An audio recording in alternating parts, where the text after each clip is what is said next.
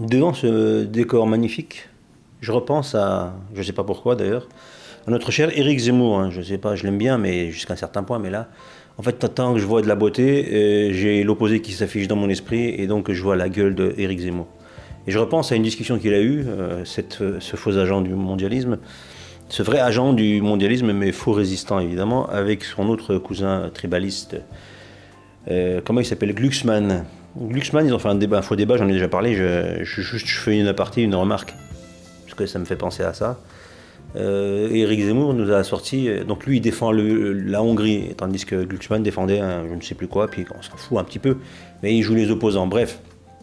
Et donc dans ce faux débat, chacun s'en renvoie la balle pour pouvoir rebondir, évidemment, c'est de bonne guerre. Et donc Glucksmann il envoie un rebond magnifique à Zemmour pour comparer la situation de la France avec la Hongrie. Donc en comparant la France avec la Hongrie, forcément il choisit ses exemples qui l'arrangent, hein, évidemment, Zemmour. Donc il rebondit sur si on était en Hongrie, il y aurait eu ci, il y aurait eu ci, cela, par rapport aux remarques que Glucksmann lui fait. Et donc à un moment il sort ouais, mais si on était en Hongrie, il n'y aurait pas eu. Alors il cite plusieurs personnes qui se sont fait tuer par des soi-disant musulmans. Donc il cite, je ne sais plus, j'ai oublié les noms, j'ai surtout retenu celui que toute l'extrême droite, entre guillemets, utilise tout le temps sans arrêt, c'est Lola, la petite Lola qui s'est fait tuer par une folle dingue, soi-disant OQTF, OQTF tout court, hein, des pays de l'Est, ça c'est Zemmour qui est un OQTF des pays de l'Est, et toute sa tribu. Mais là, pour le coup, c'était une jeune étudiante complètement ravagée, en réalité c'est un acte de sorcellerie. Elle a été missionnée pour tuer cet enfant en particulier, elle a assassiné sauvagement, paix à son âme à cette petite, bref, ils en ont fait tout un pataquès. Parce que des crimes de sorcellerie, il y en a plein. Mais bon, bref, c'est même pas le sujet. Je ne m'attarde pas là-dessus. C'est juste que Zemmour, il a rebondi là-dessus en disant voilà, s'il y avait Orban, il n'y aurait pas eu de ceci, il n'y aurait pas eu de cela. Et il a listé donc ces crimes faits par des étrangers.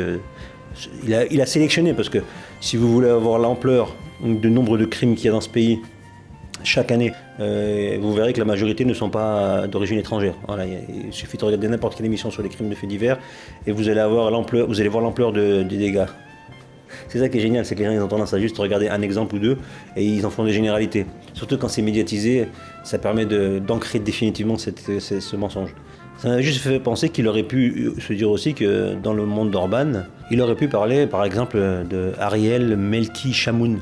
C'est un conducteur de SUV d'obédience judaïsante, donc de sa communauté, qui a, je ne sais pas si vous vous souvenez, c'était un peu plus d'un an à Paris, il a écrasé un cycliste, il roulait sur une piste cyclable et ils ont eu un accrochage avec un jeune cycliste de 26-27 ans qui s'est plaint parce qu'il lui a roulé sur le pied. Donc il a mis un coup sur le capot, je crois, pour aller, pour dire qu'il s'est un peu mis devant, pour lui dire tu vas où, qu'est-ce que tu fais. Donc le gars a complètement tort, mais qu'est-ce qu'il a fait le gars? Il lui a roulé dessus, marche avant, marche arrière et il est reparti, le gamin est mort, paix à son âme. Il l'a assassiné, mais il l'a pas assassiné dans un contexte classique, il lui a roulé dessus. C'est pas, il y a eu un accrochage et par concours de circonstances, machin, non, c'est un crime. Et le mec, il était tellement démoniaquement habité qu'il lui a roulé dessus. Et pour l'instant, c'est pas encore jugé. Il a pas pu fuir en Israël parce que sinon il serait barré, je pense, clairement. Le mec, il allait chez le médecin, soi-disant pour sa fille, c'est de la légende. Hein. Et le petit jeune à vélo sur sa piste cyclable, là-bas, il devait le faire chier. Il lui a roulé dessus, le gamin n'a pas aimé, il lui a tapé sur le capot en lui disant tu vas où, tu m'écrases, et qu'est-ce que tu fais, t'es en tort. Le gars, il faut pas lui dire qu'il est en tort, il lui a roulé dessus. Je sais pas, est-ce qu'il sait qu'en France on a tué aussi? Ça c'est un exemple, on peut rouler sur quelqu'un, c'est un assassinat, et vous allez voir que c'est un accident, ça va passer entre les gouttes. Pourquoi il n'en parle pas, ça, Zemmour? C'est marrant. Non, c'est vraiment marrant, moi je trouve ça très très surprenant. Je comprends pas le délire de se dire, le mec il va dénoncer des choses. Oui, en France, si on était chez Orban, il n'y aurait pas eu ça, il n'y aurait pas eu ça, il n'y aurait pas eu ceci, il n'y aurait pas eu cela. Mais il y a plein de crimes, tu les connais les crimes qu'il y a en Hongrie? Espèce de bouffon. Et comment? Il n'y a personne en face pour le contredire.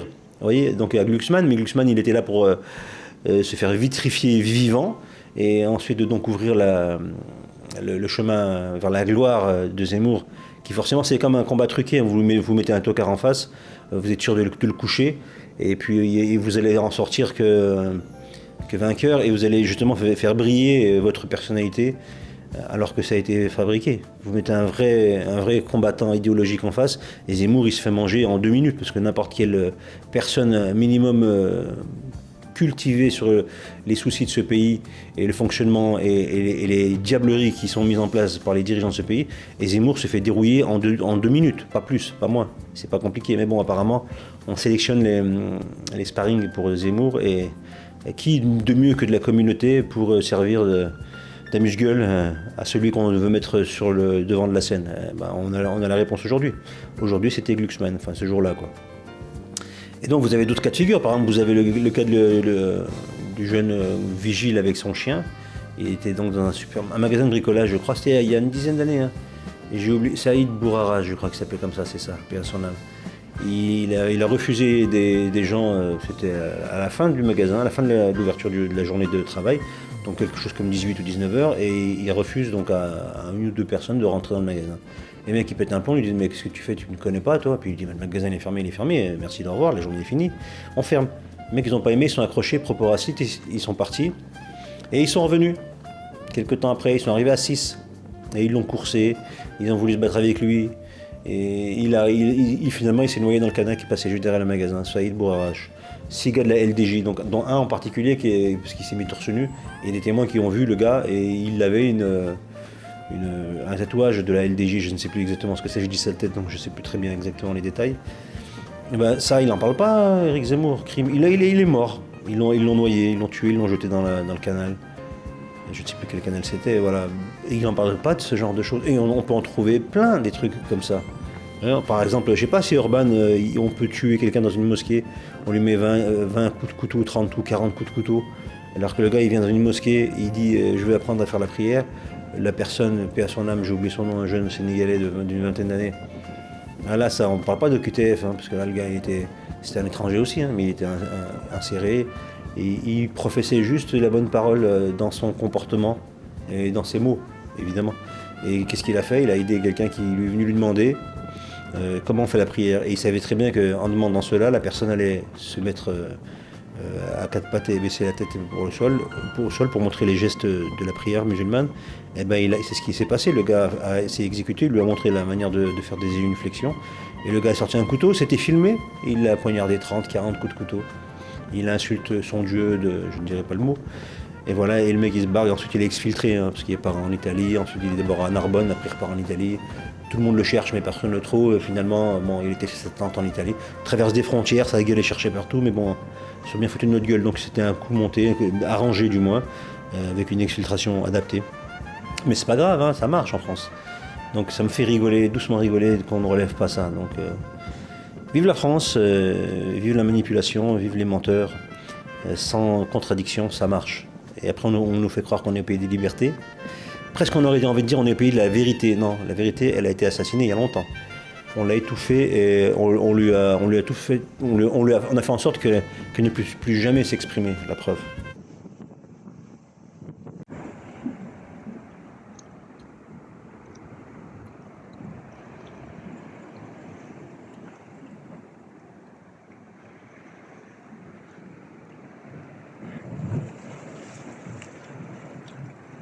Bonjour à tous et bonjour à toutes. J'espère que vous allez bien.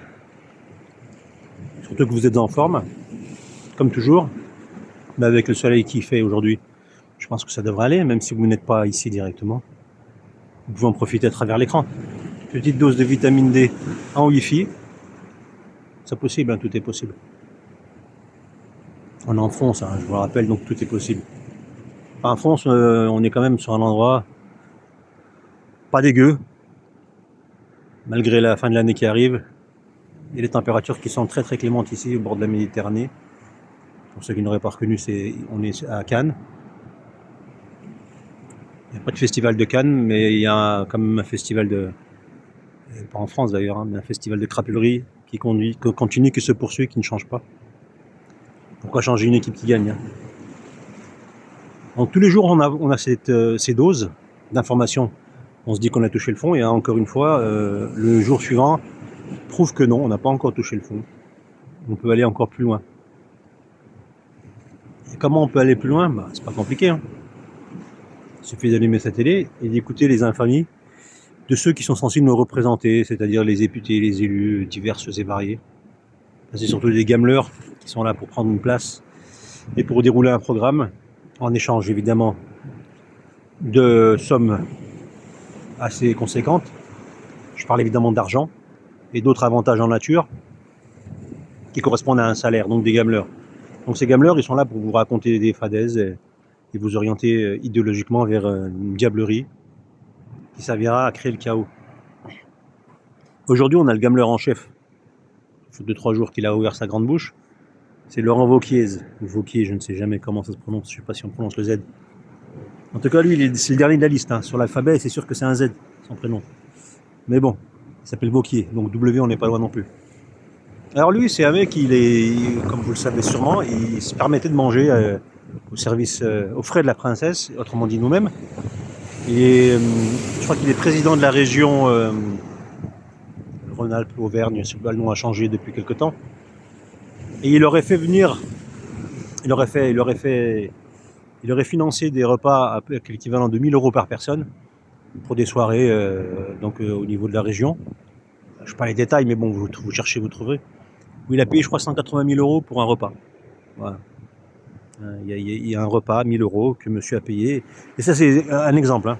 Et ce mec-là, donc ce parasite, parce que ça fait 25 ans qu'il fait de la politique et qu'il n'a absolument aucun revenu autre que la politique. Hein. Après, il a dû s'acheter des biens avec ses revenus d'homme politique, ce qui fait que c'est de l'argent public, donc il a eu de l'argent grâce à nous. Et ce parasite, c'est un parasite, et comme il doit faire bonne figure, parce qu'il est obligé de faire bonne figure, parce qu'il veut évoluer dans sa carrière de parasite et de sous-homme, et il se permet, sans qu'on lui demande quoi que ce soit, de donner des gages de sa soumission, parce qu'ils doivent le faire régulièrement. Tous les hommes politiques et les femmes politiques doivent donner des gages de soumission à leur maître. Et comment on donne des gages de soumission à ses maîtres sans qu'on vous le demande? En allant dans le sens du vent, c'est-à-dire que vous savez déjà ce qu'il faut dire pour valider votre soumission et pour qu'on vous regarde. Et le meilleur moyen en France, c'est de taper sur l'islam et les musulmans encore et encore et encore et encore.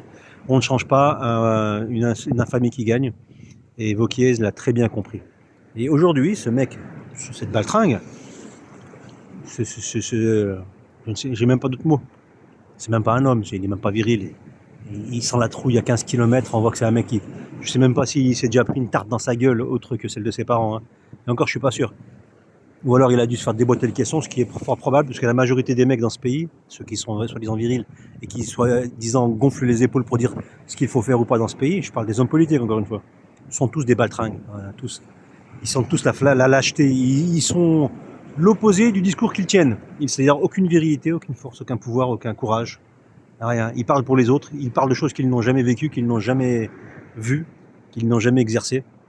Et ils vous en parlent comme si c'était des warriors, des grands combattants de la vie, expérimentés, etc. Donc il nous explique, ce Wauquiez, qu'il fallait absolument... On ne lui a pas demandé son avis, hein. Il est arrivé sur une chaîne de télé, donc on lui ouvre les plateaux. Je crois que c'est sur LCI, et il a ouvert sa grande gueule de parasite en disant qu'il va falloir interdire le voile des filles des mineurs, tout simplement. Donc les filles mineures sur l'espace public pour l'instant.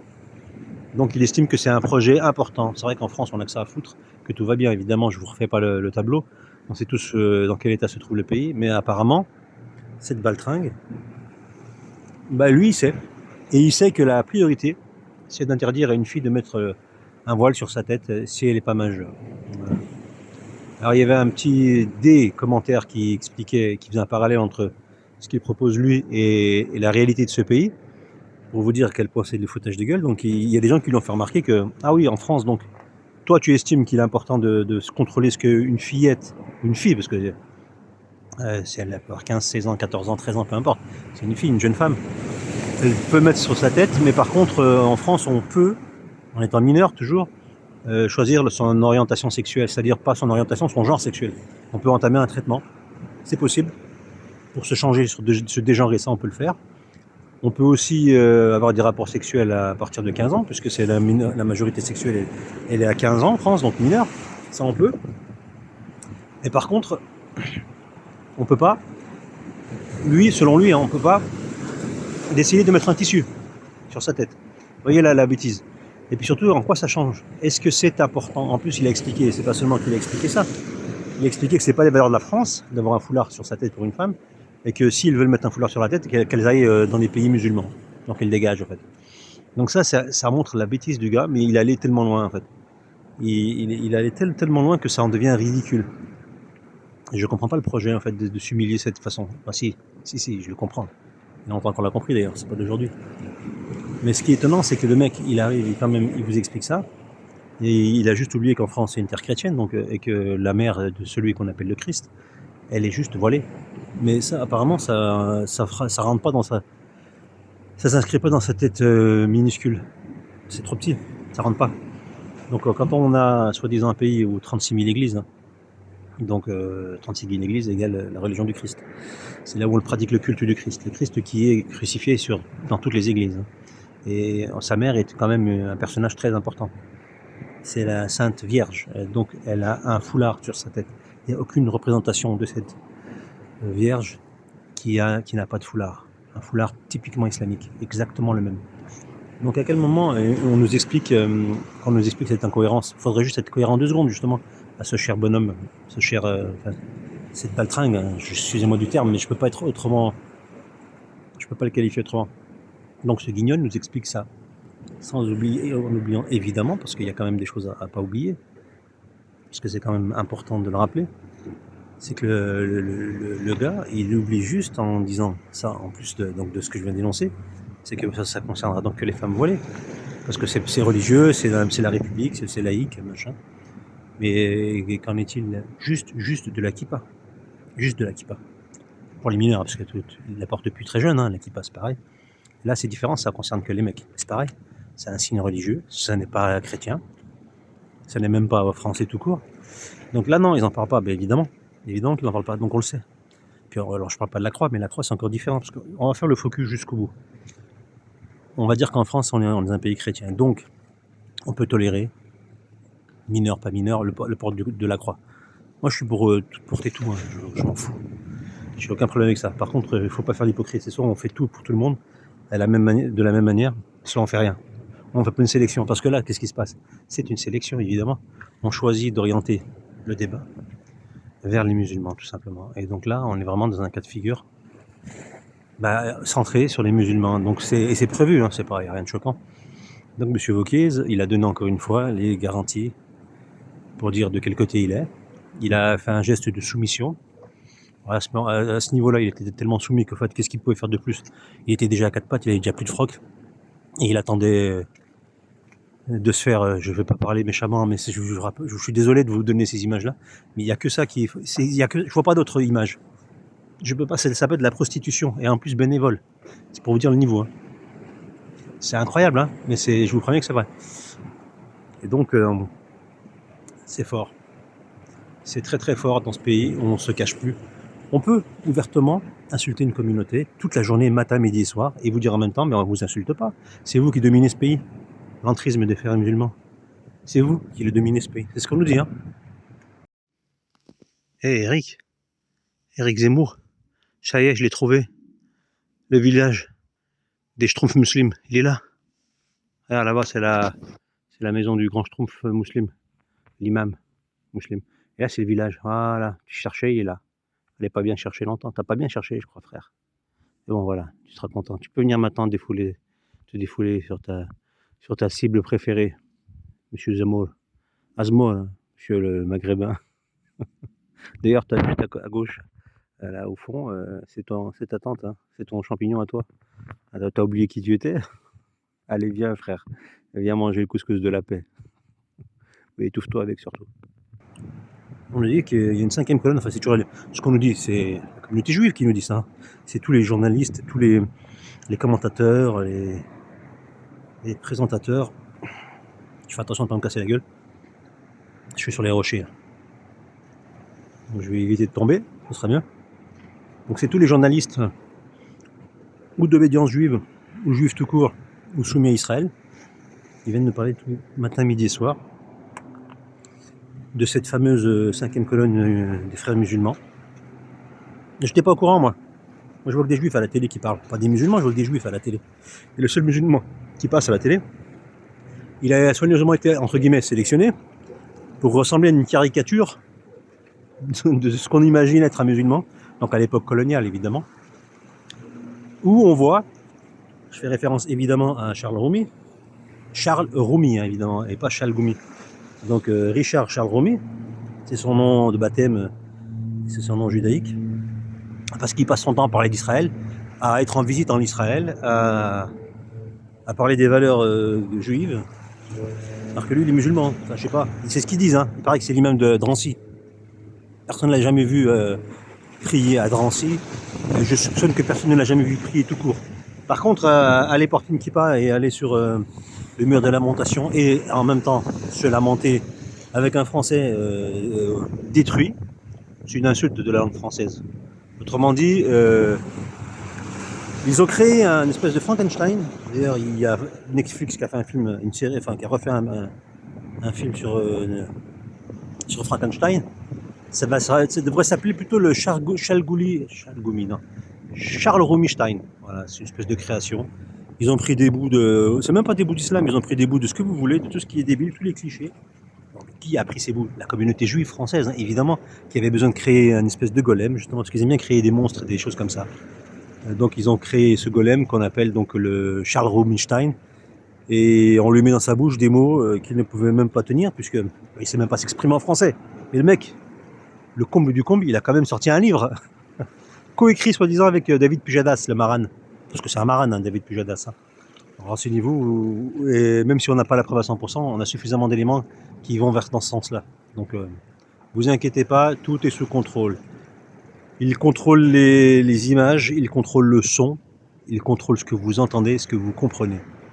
Il peut vous donner une image qui a la pureté du cristal et vous faire croire tout ce que l'esprit peut imaginer. Ce n'est pas une défaillance de votre télévision. Non, non, non.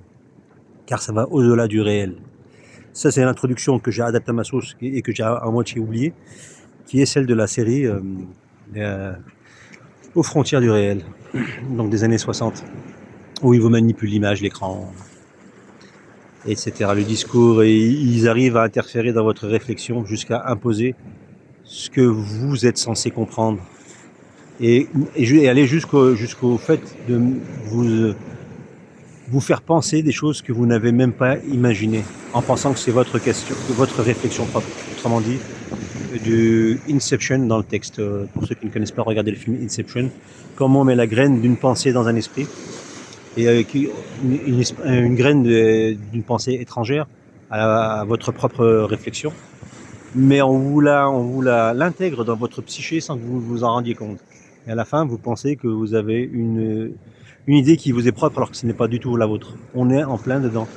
Et on utilise beaucoup de subterfuges comme celui-ci, en France, hein, je parle juste en France. Je ne vais pas aller au-delà.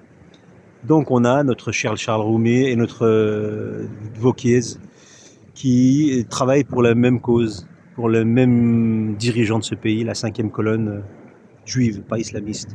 Pas des frères musulmans, des frères juifs, c'est tout. On va appeler un chat, et un traître, et une 5e colonne infiltrée. Une 5e colonne infiltrée, c'est tout. Ni plus, ni moins.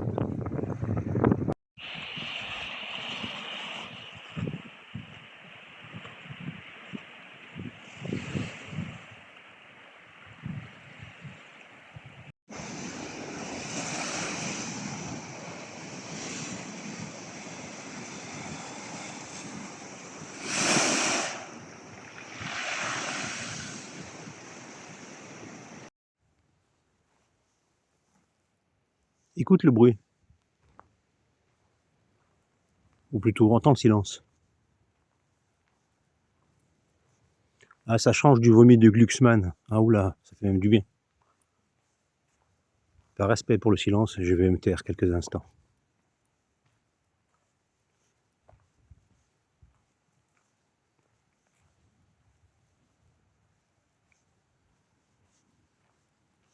Le silence. Je crois qu'il y a que ça devrait en vérité. Il y en a qui devraient prendre exemple sur le silence et l'affermer à tout jamais. Je pense que c'est de salubrité publique. Ça peut pas faire de mal.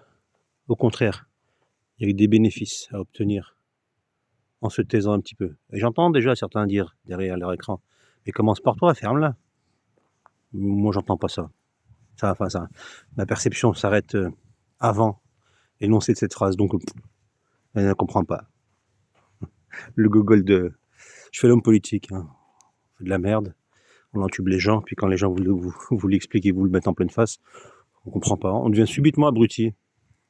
Voilà.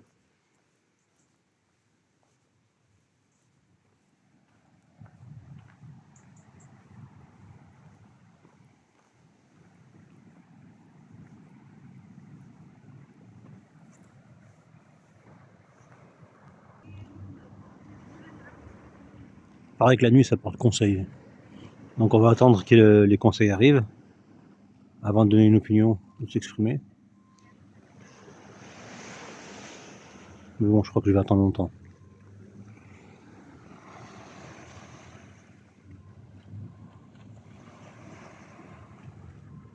C'est une ville très étrange, Cannes.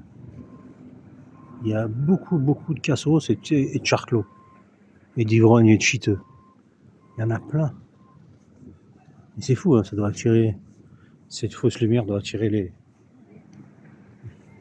les cas désespérés de la société, je sais pas. Un peu comme à Las Vegas, où tout arrive, ça attire tout. Les travailleurs, les businessmen, les opportunistes. Et il y a du déchet à la fin de la casse. Et il reste sur le carreau tous les cassos, attirés par la lumière ou je ne sais quoi. Petite pensée émue pour Charles le pauvre, parce que je peux pas vous dire plus, je pense à toute sa famille. Hôtel des milliardaires. Vous payez une blinde pour aller louer une chambre. Ça doit coûter encore, je sais pas, des chambres de 3000 € en moyenne. Pourquoi? Pour aller roupiller.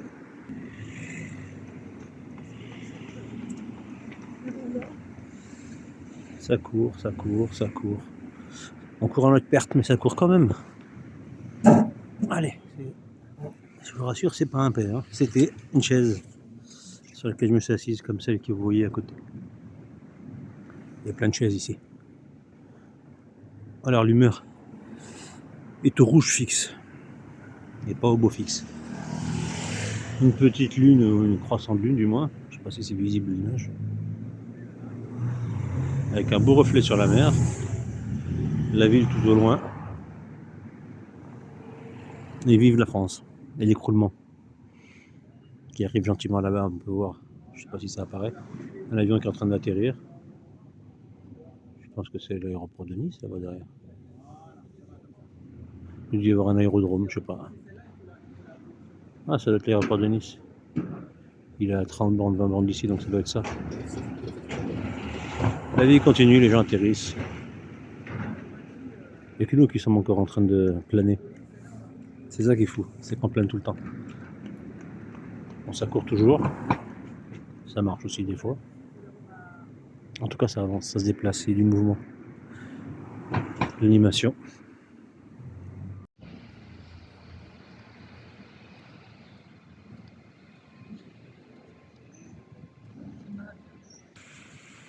Toi, soit tu es blessé, soit tu as un souci. Et désolé, vraiment, j'ai absolument rien à te donner à Gamel. Ça me dérange pas si je t'appelle frère. Hein, je t'appelle en vif, frère. Qu'est-ce que t'en penses? C'est ouf quand même, hein? Non?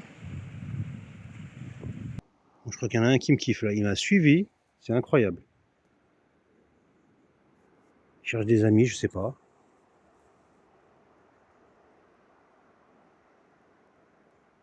Alors je suppose, je confonds toujours avec une mouette et goéland, mais je suppose que c'est une mouette. Et les goélands, c'est les plus gros. Mais dis-moi frère, tu vas où? Bon, je t'appelle frère. Hein. On fait un petit bout de chemin ensemble, tu veux me suivre finalement? Allez, viens. Bon, peut-être que tu connais une route, allez, je te suis. Montre-moi le chemin. Éclaire-moi. Bon, ici, on n'est pas au States, t'es pas un aigle. Mais bon, je te suis quand même, alors. Où est-ce qu'on va comme ça? Moi, j'aurais pris tout droit. Par là, non? Ça se voit que t'es blessé, tu t'es fait attaquer par quelque chose, c'est pas possible autrement. T'as une aile éclatée, je pense que tu peux plus voler. Comme disait Gad Elmaleh, petit oiseau, si tu n'as pas d'aile, tu peux pas voler. Petite mouette, peux-tu voler seulement? Même si tu as des ailes? Non? Moi, je vais continuer un peu par là, tu vois. Je vais partir par là, moi. Tu me suis ou pas? Qu'est-ce que t'en penses? Et je te jure, je te promets, j'ai absolument rien à te donner à manger, donc je peux même pas t'aider. J'ai rien du tout. Bon. Moi, je continue par là, hein? Qu'est-ce que t'en penses? Allez, moi, je continue. On se dit adieu? Tu penses qu'un vol d'oiseau, c'est loin, là où je vais? Le vol d'oiseau, ça te connaît, toi? C'est éclaté comme van, on dirait des Gad Elmaleh et du Laurent Ruquier fusionné, autant dire que c'est de la merde. Mais on fait ce qu'on peut avec les moyens du bord. Bon, allez, moi je m'en vais. Tchuss, rest in peace. Ciao.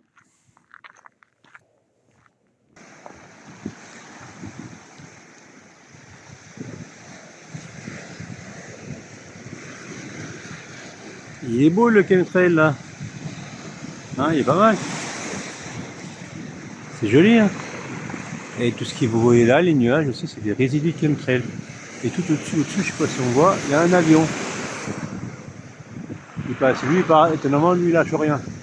Bon, il a à basse altitude par rapport à ceux qui passent et qui les détraînés. Mais bon, quand même. Mais c'est comme ça. On doit s'habituer à ce ciel incroyable. Évidemment, tout à fait naturel, hein. Pourquoi y voir malice alors que c'est juste les effets naturels de la pluie, de la condensation, de l'humidité. Enfin bref, toujours les mêmes falaises qu'on doit gober sans mâcher évidemment. Le problème c'est que si on gobe sans mâcher, on risque de s'étouffer. Et à croire que c'est ce qu'ils recherchent, mais s'étouffer avec leurs mensonges, c'est pour eux ainsi ne plus jamais pouvoir prononcer la vérité. C'est voulu, c'est comme ça.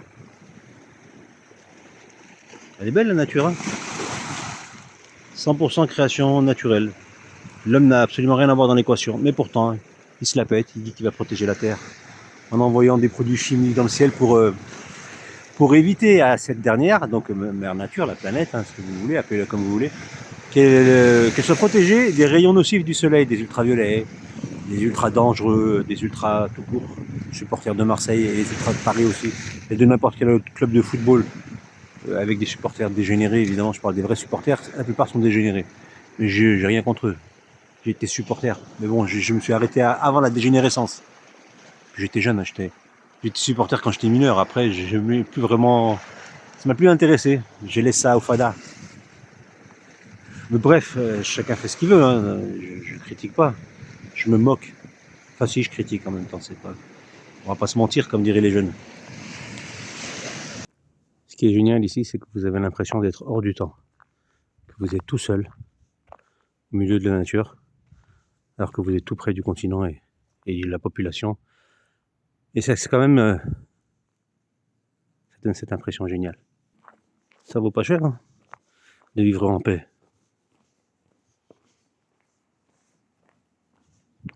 Ça veut dire quoi, ça vaut pas cher de vivre en paix? Ça vaut pas cher au niveau pécunier, mais ça vaut cher au niveau liberté, au niveau action personnelle. On sera toujours restreint par rapport à ça.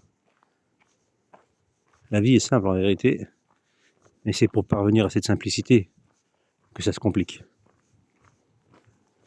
Parce que ça dépend pas de nous, tout simplement. Je sais pas s'il y a des sangliers ici, mais bon. On sait jamais sur un malentendu. Et c'est toujours pareil, hein, c'est toujours l'autre qui fait obstacle à nos aspirations en général. Quand je dis l'autre, c'est pas le voisin, hein, c'est l'autorité.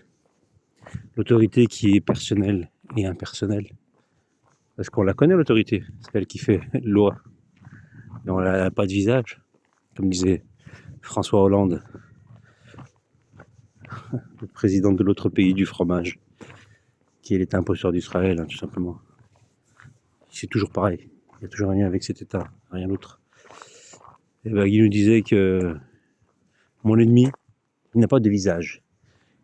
Il n'a pas de frontières. Et blablabla, blablabla. Mon ennemi, c'est la finance. Ouais, il les a bien aidés. Ça. Heureusement que c'était leur ennemi. C'était son ennemi, la finance. Si ça avait été son ami, qu'est-ce qu'il aurait fait? Il aurait ouvert toutes les portes et il a surtout ouvert la grande porte à la finance via notre cher Macron. Ça, c'est. Il faudra juste le rappeler que c'est quand même Hollande qui a fait entrer le loup dans la bergerie, tout simplement. Enfin, rien de nouveau sous le soleil et sous les pins. Alors je reprends ce que je disais plus tôt ou plus tard, parce que je ne sais même pas quel jour on est, puisque c'est sur plusieurs jours que je réalise cette vidéo. Donc je reprends simplement l'idée développée qui me revient, c'est-à-dire qu'on fait une guerre contre les musulmans évidemment, que vous vous êtes impliqué, que vous le vouliez ou non, que vous fermiez vos oreilles, fermiez les yeux, on vous l'impose, vous trouverez toujours une information sur le sujet qui vous arrivera d'une manière ou d'une autre. Enfin, on vous force. C'est un viol informatif.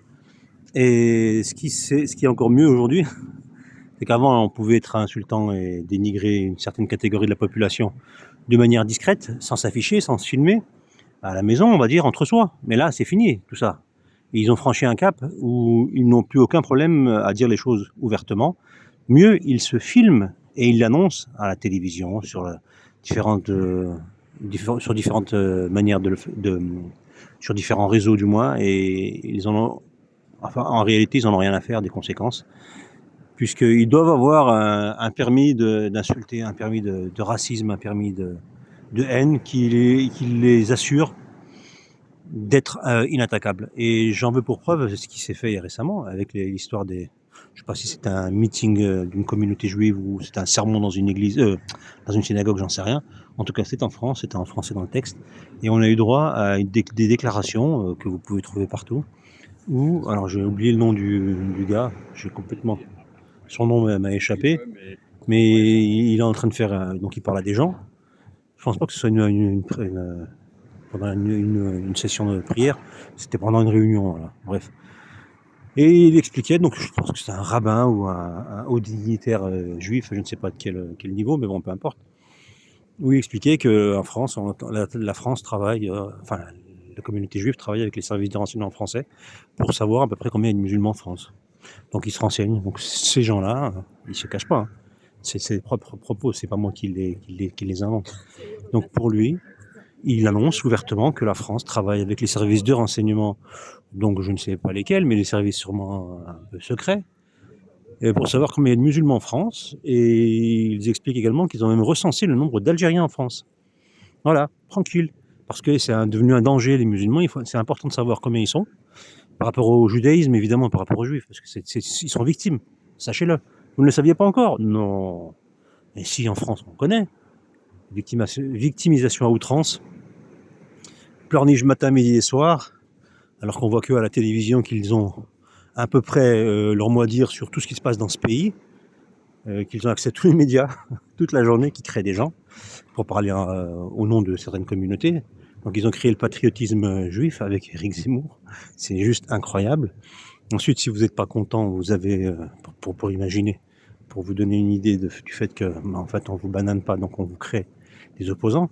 Donc ils ont mis Glucksmann en face, qui est donc juste un blaireau de la communauté, hein, mais qui joue son petit rôle de je ne sais quoi d'ailleurs, alors que le mec il est impliqué, en particulier ce qui s'est passé en Ukraine, juste à côté de la Moldavie, il me semble, ou la Géorgie, je ne sais plus, pareil, il y a des soulèvements. Et d'ailleurs c'est marrant parce que le débat du Glucksmann Zemmour, c'est Zemmour qui a traité Glucksmann de BHL. BHL, l'autre partie du fromage. Enfin, c'est pas l'autre patrie, mais c'est l'autre partie du fromage. Faux français d'ailleurs, c'est plus un fromage français, c'est une tambouille qu'on nous a mis en France pour nous faire accepter que finalement la France était peuplée de juifs depuis toujours. Hein. C'est le retour. Leur Dieu leur a promis, il y a 8 milliards d'années, avant même que la Terre existe, il y avait déjà des juifs dans l'espace qui lévitaient. D'où la tribu des Lévis. Ils lévitent, lévitation de vitesse et de France. France n'existait pas, mais les Lévis, oui, puisqu'ils lévitaient. D'où le mot français, léviter. Hein, pas léviter dans le sens esquive, léviter dans le sens espace. Voler, survoler, être au-dessus de tout, au-dessus de l'humanité. Voilà. Et au bout, vous avez le phare. Là, vous avez un phare. Pas le phare d'une voiture, pas le phare en arabe, le phare qui veut dire la souris, mais un phare qui illumine. Alors, c'est pas le phare d'Alexandrie, c'est un autre phare. Là, il y en a deux d'ailleurs.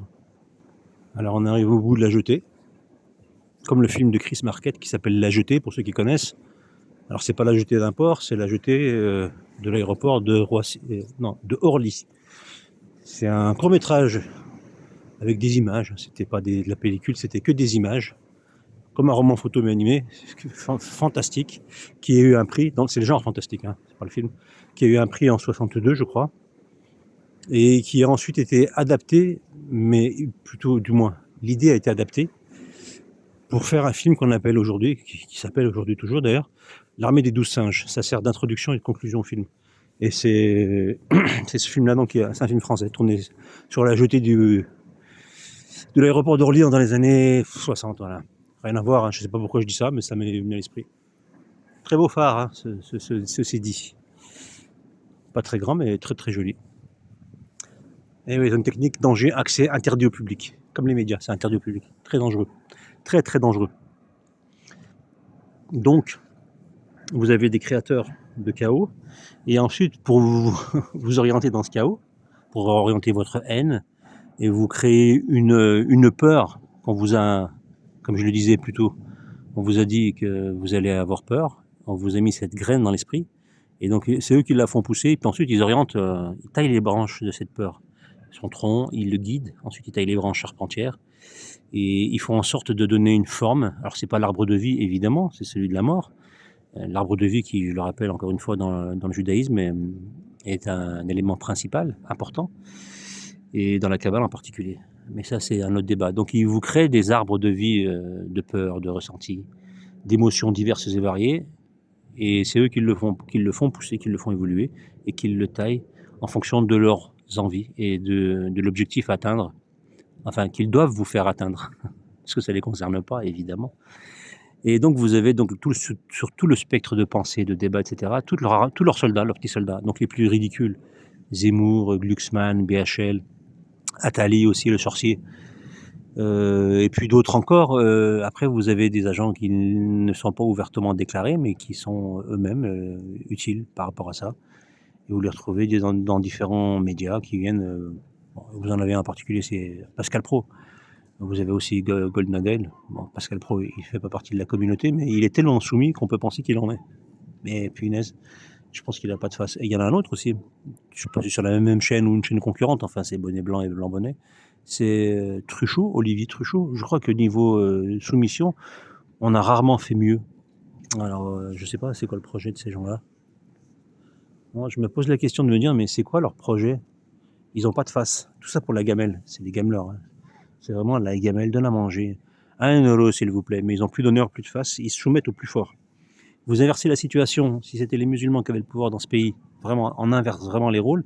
Donc on pouvait produire nos films, on avait nos médias. Si on dirigeait les médias, voilà. Si on dirigeait vraiment les médias comme ils nous le disent, alors que c'est eux, et qu'on aurait donc inversé les rôles, vous imaginez bien que autre chose serait totalement à l'inverse. C'est-à-dire qu'autrement dit, il serait en train de nous suivre. Il serait en train de suivre nous, les musulmans. Il serait soumis. Il défendrait bec et ongles. Il n'aurait aucun problème de comment on appelle ça, d'honneur, comment on appelle ça. Je dis honneur, mais c'est pas d'honneur. Il n'a pas de face. Il est en fonction du vent. Il tourne en fonction du vent. Voilà. Il est versatile. Donc c'est des gens qui n'ont pas de face. C'est des hypocrites, c'est des faillots, c'est des balances. C'est des sous-hommes, tout simplement. Ils n'ont pas d'honneur. Ils n'ont pas d'honneur. Et en France, on en a plein. D'ailleurs, tous les gens courageux de ce pays, tous les gens sincères, honnêtes, patriotes, vraiment dans le premier sens du terme, ceux qui se sont battus pour ce pays, qui voulaient son bien, avec le temps, ils ont été éradiqués. Ils sont fait éliminer au fur et à mesure par les plus vils, les plus grosses crapules, les plus gros traîtres. Et aujourd'hui, leurs descendants sont à la tête du pays, voilà, tout simplement. Donc les meilleurs sont partis avec les périodes de guerre, donc on les a tués. Ensuite, on les a éradiqués au fur et à mesure, parce que ça passe bien les guerres. Si vous voulez éliminer les gens, c'est un bon camouflage pour justement faire disparaître vos crimes. Voilà, c'est dans la masse. On ne fait pas attention qui a tué qui voilà, c'est la désinformation la guerre, hein, donc on peut camoufler les choses, inventer des réalités. C'est ce qui se passe actuellement, voilà, on y est. Vous avez un doute? Non, ben, il est levé, je pense. Il est levé. Donc ça, c'est un galet. Je sais pas si vous savez ce que c'est un galet. Voilà. C'est un galet, ou alors c'est un œuf de dinosaure. Et ça, je ne le sais pas. C'est une sculpture d'œuf de dinosaure, ou alors non, c'est carrément un œuf de dinosaure. Non, c'est pas ça. Ou alors c'est un triangle isocèle orienté. Ah voilà, je suis con, c'est les frères musulmans, donc c'est orienté vers la Mecque, c'est pour se diriger dans le sens pour la prière, hein, tout simplement. Donc voilà, vous tout droit par là, c'est la Mecque. Vous pouvez prier par là si vous souhaitez. En trêve de blabla et de bêtises, je dis n'importe quoi. C'est plutôt tourné vers Jérusalem en fait. Parce que quand on regarde bien, non, on est par là, c'est à peu près ça. C'est dans cette direction-là. Plutôt par là, je pense. Je parle des sirènes du phare d'Alexandrie. Un peu plus loin. Un peu plus loin, parce que c'est par là-bas que ça se passe. C'est juste un peu derrière, en vérité. Pas très loin, mais un peu plus loin. Ah, c'est la nuit. Les phares s'allument. Les lampadaires s'allument.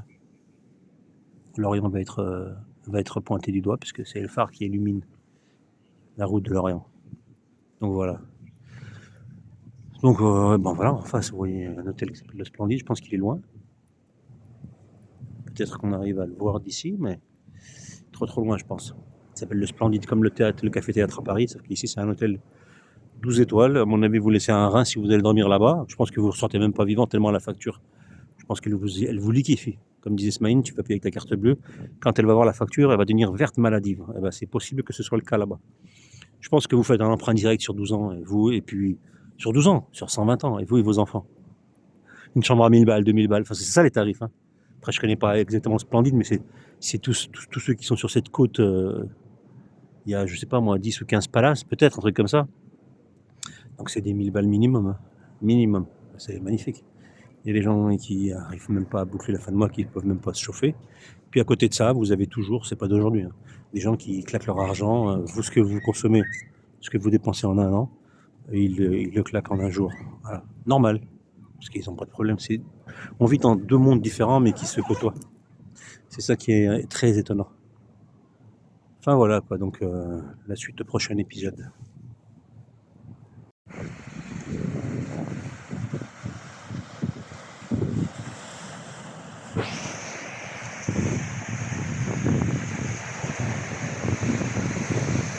Bon, t'es toujours là, toi. Allez, on va marcher un petit peu, tu viens? Allez, raconte-moi ta journée. Qu'est-ce qui se passe? T'as fait quoi aujourd'hui? T'as mangé un mulot ou deux? Une souris, un rat? Non? Tu viens ou pas? Bon, j'ai rien contre les pistes cyclables, mais juste ça casse les couilles, quoi. Ça, c'est pour pas être vulgaire. Il y a plus de place, on est sur un trottoir, mais bon, apparemment toutes les mairies de nombreuses villes en France ont décidé de casser les pieds à tout le monde. Moi j'étais un peu vulgaire, désolé. Mais bon, c'est comme ça, c'est le principe. Hein. Alors aussi, ce qui est bien, c'est pas ici que je vous l'ai montré.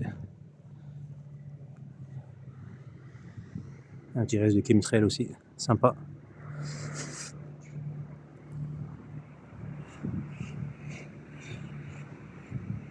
Petite balade. Pour vous donner aussi mon avis, hein, parce que j'ai toujours mon avis à donner. Alors quel est mon avis? Un rond-point pour vélo, incroyable. Donc là, les vélos par ici, et toi qui es à pied, tu passes par là. Voilà. Quel est mon avis? Je ne sais pas, j'ai pas d'avis. De toute façon, je suis comme tout le monde a un avis ici dans ce pays. Des fois, il y a des gens qui le donnent, alors qu'on leur a rien demandé. Je vais recadrer un petit peu, peut-être c'est pas super droit.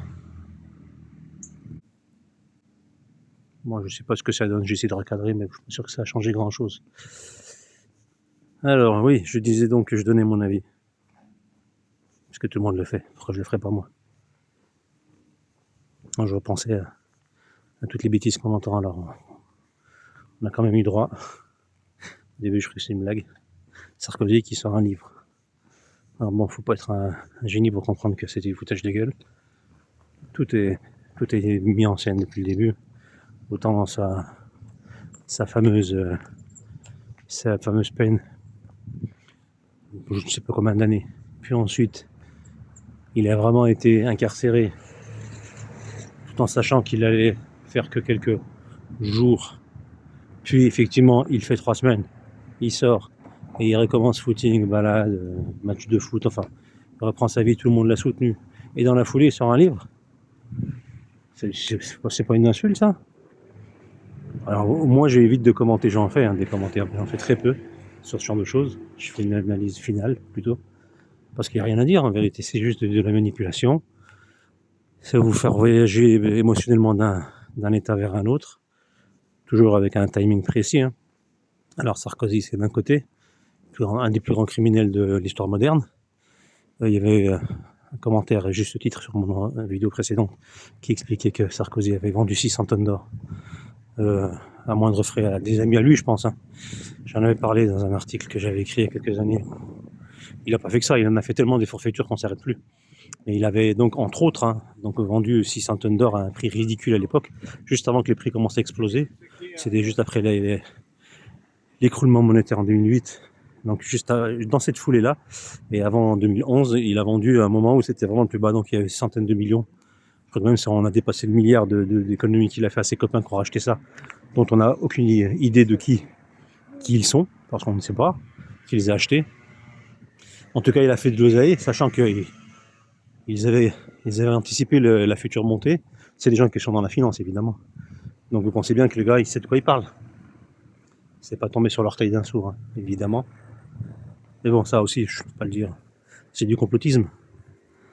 Et aujourd'hui, on a Claude Baltringue de son mini lui, mais en plus grand, c'est-à-dire son fils, Louis Sarkozy, l'immigré hongrois, enfin fils d'immigré hongrois, lui-même hongrois, sa mère elle est d'origine espagnole, lui hongrois par son père et grec par son père, et il est espagnol par sa mère, et il a vécu aux États-Unis, il a fait même des corps d'armée militaires aux États-Unis. Bon, il devait être implanqué comme tous les fils d'eux. Mettez ce que vous voulez après fils d'eux. Gentil comme vulgaire, tout va. Et surtout vulgaire, parce que c'est rien d'autre que des gens vulgaires, donc ils sont dans la vulgarité absolue. D'ailleurs, à côté du mot vulgarité, il y a la photo de Louis Sarkozy et de Nicolas, et de tous ces gens-là, Balkany et compagnie. Vous savez, Balkany, Sarkozy, ça rime avec, ça fait un peu italien, etc., alors qu'ils sont tous sauf italiens. C'est dommage qu'ils n'ont pas le nom qui correspond à leur patronyme, ça désignerait tout de suite l'origine du gars.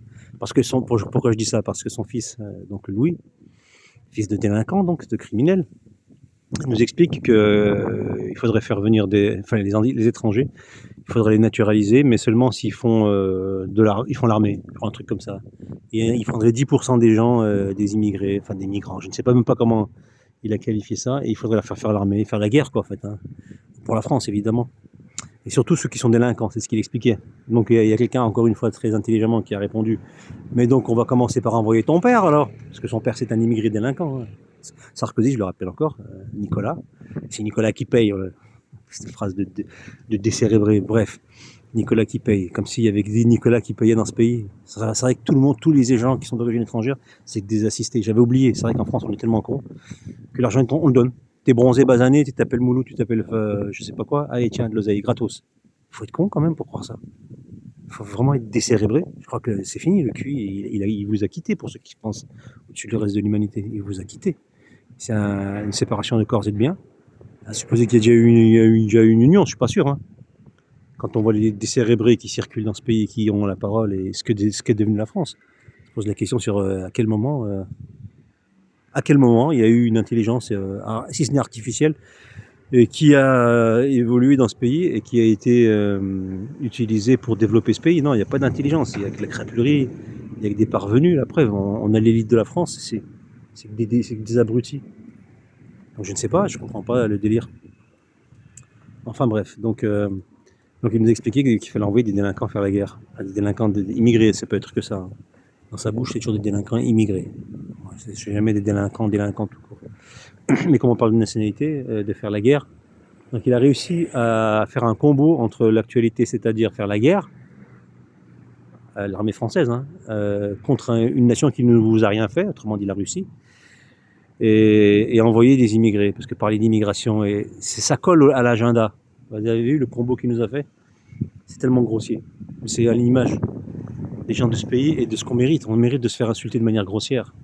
Parce qu'on n'a pas manifesté. Si, on a manifesté parce qu'on n'a pas retourné le pays quand il fallait le faire. À l'époque des Gilets jaunes, ou ensuite avec le Covid et le passeport sanitaire, le contrôle total de nos vies et l'injection de produits potentiellement mortels de force par les dirigeants vendus par les labos, achetés par les labos, qui n'ont pas été poursuivis évidemment. Et je vous annonce encore une mauvaise nouvelle, ça va revenir, hein. Je le redis, hein. Je ne sais pas si les gens ont conscience de ça, ils n'ont pas lâché l'affaire, c'est juste une pause, ils vont revenir avec une autre épidémie, et ils vont encore resserrer la vis pour qu'on ait quasiment plus d'échappatoire. Ils vont trouver donc le moyen légal, le moyen le plus légal, c'est vous empêcher, légal selon eux, selon eux, s'il y a des travaux là. Ouais, ils ont fait une pause, je peux reprendre. Donc je disais, ils vont revenir, hein, vous inquiétez pas. Magnifique Streliza. Et des palmiers, je crois que c'est des palmiers phénix. Je suis pas certain, mais il me semble. Il n'y a que des beaux palmiers ici, très bien entretenus. Comme quasiment toute la Côte d'Azur. Ça, pour ça, on peut pas dire le contraire, mais en France, on sait s'occuper des plantes. Pas qu'en France d'ailleurs, mais en France, c'est vraiment quelque chose de qualité qui est fait. Et c'est pas faute d'avoir été attaqué par certains parasites, des insectes qui rongeaient à l'intérieur. Il y a eu pas mal de plantes, d'arbres qui sont morts. Bref, donc je ne sais plus ce que je disais. Qu'est-ce que tu veux? Dis-moi, explique-moi. Quelles sont tes revendications, cher ami? Tu peux me dire? Non, vraiment, j'aimerais bien comprendre. Ah bah oui, ça te fait chier, je comprends. Tu comptes voler un jour ou pas? Juste comme ça? Ou alors t'es un jeune. Peut-être t'es un jeune, mais t'es blessé, donc je sais pas. On se retrouve un peu plus tard, là je vais un peu avancer plus vite que ce que je fais depuis tout à l'heure. Hein, à toutes. Je vous disais, je disais, donc en France, on va arriver à la suite, comme ailleurs dans le monde, parce que c'est mondial, donc une nouvelle épidémie. Ça va encore prendre quelques temps, mais ça se précise. Il lâche pas l'affaire par rapport au fait de nous annoncer ponctuellement des petites mises à jour virales avec tel virus à tel endroit en Afrique, toujours en Afrique ou en Chine ou en Inde. Il y a eu une recrudescence de ceci, une montée subite de cela, des cas stupéfiants ici. Et l'OMS est en alerte, mais pour l'instant, il n'y a pas de souci. Là, on a eu, hier ou avant-hier, je crois, on a eu le cas de, comment on appelle ça, la vache aviaire, n'importe quoi, de la grippe aviaire. Il y a eu une transmission, je crois que c'est aux États-Unis, des volailles à l'homme. Il y a eu un premier cas. Ça commence comme dans les films, c'est pareil. Ils vous annoncent un petit truc comme ça, vous dites ah ouais, d'accord. Puis après, tout le monde s'en fout parce qu'on se dit ça ne nous concerne pas. Et puis après, ça s'accélère. Et après, tout le monde est contaminé. Et après, ça devient un fait accompli. Il n'y a plus de légende. C'est parce que les médias sont passés par là. Ils ont été là dès le départ. C'est eux les instigateurs. Et nous, on est là, on se dit, mais ils se foutent pas un peu de notre gueule. Et ça va revenir, je vous le dis. Donc voilà. Alors là, il va falloir anticiper ce que vous n'avez pas fait avant. Il va falloir le faire prochainement. Quoi faire? Je ne sais pas, parce que toutes les portes sont fermées en vérité. Toutes les portes sont fermées. La monnaie numérique est plus présente que jamais. Ils effacent les distributeurs, ils les suppriment petit à petit, mais avec persévérance, donc il y en a de moins en moins. Et au final, je ne sais pas, je comprends pas comment on fait qu'on ne réagit pas. On va se retrouver un jour, voilà, ils vont nous annoncer comme pour le Covid. Vous ne pourrez plus rien faire, ces vaccinations, les gens auront encore plus peur, mais il y aura autant de gens qui seront dans la défiance, parce qu'il y aura toujours cette histoire du Covid qui n'a pas été acceptée. Il y a encore des gens qui se baignent, hein, et en plus en maillot, ils ont du courage. Je sais pas comment ils font. Enfin bref, la vue pas terrible ici, je vais peut-être retourner dans les jardins, parce que c'était plus sympa.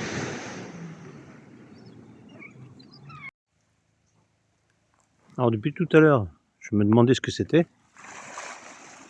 Je sais pas si vous voyez ici. Et là. Je me demandais ce que c'était, et en fait je viens de percuter que c'est une ferme piscicole. C'est de l'élevage de poissons marins, pour la consommation humaine évidemment, entre donc Cannes et les îles de Lérins. Et je me disais tiens, je pensais que c'était un club nautique, ou je comprenais pas parce que c'était au large. Enfin au large, façon de parler, c'est à 500 mètres. 500 mètres des côtes, hein, c'est pas très loin.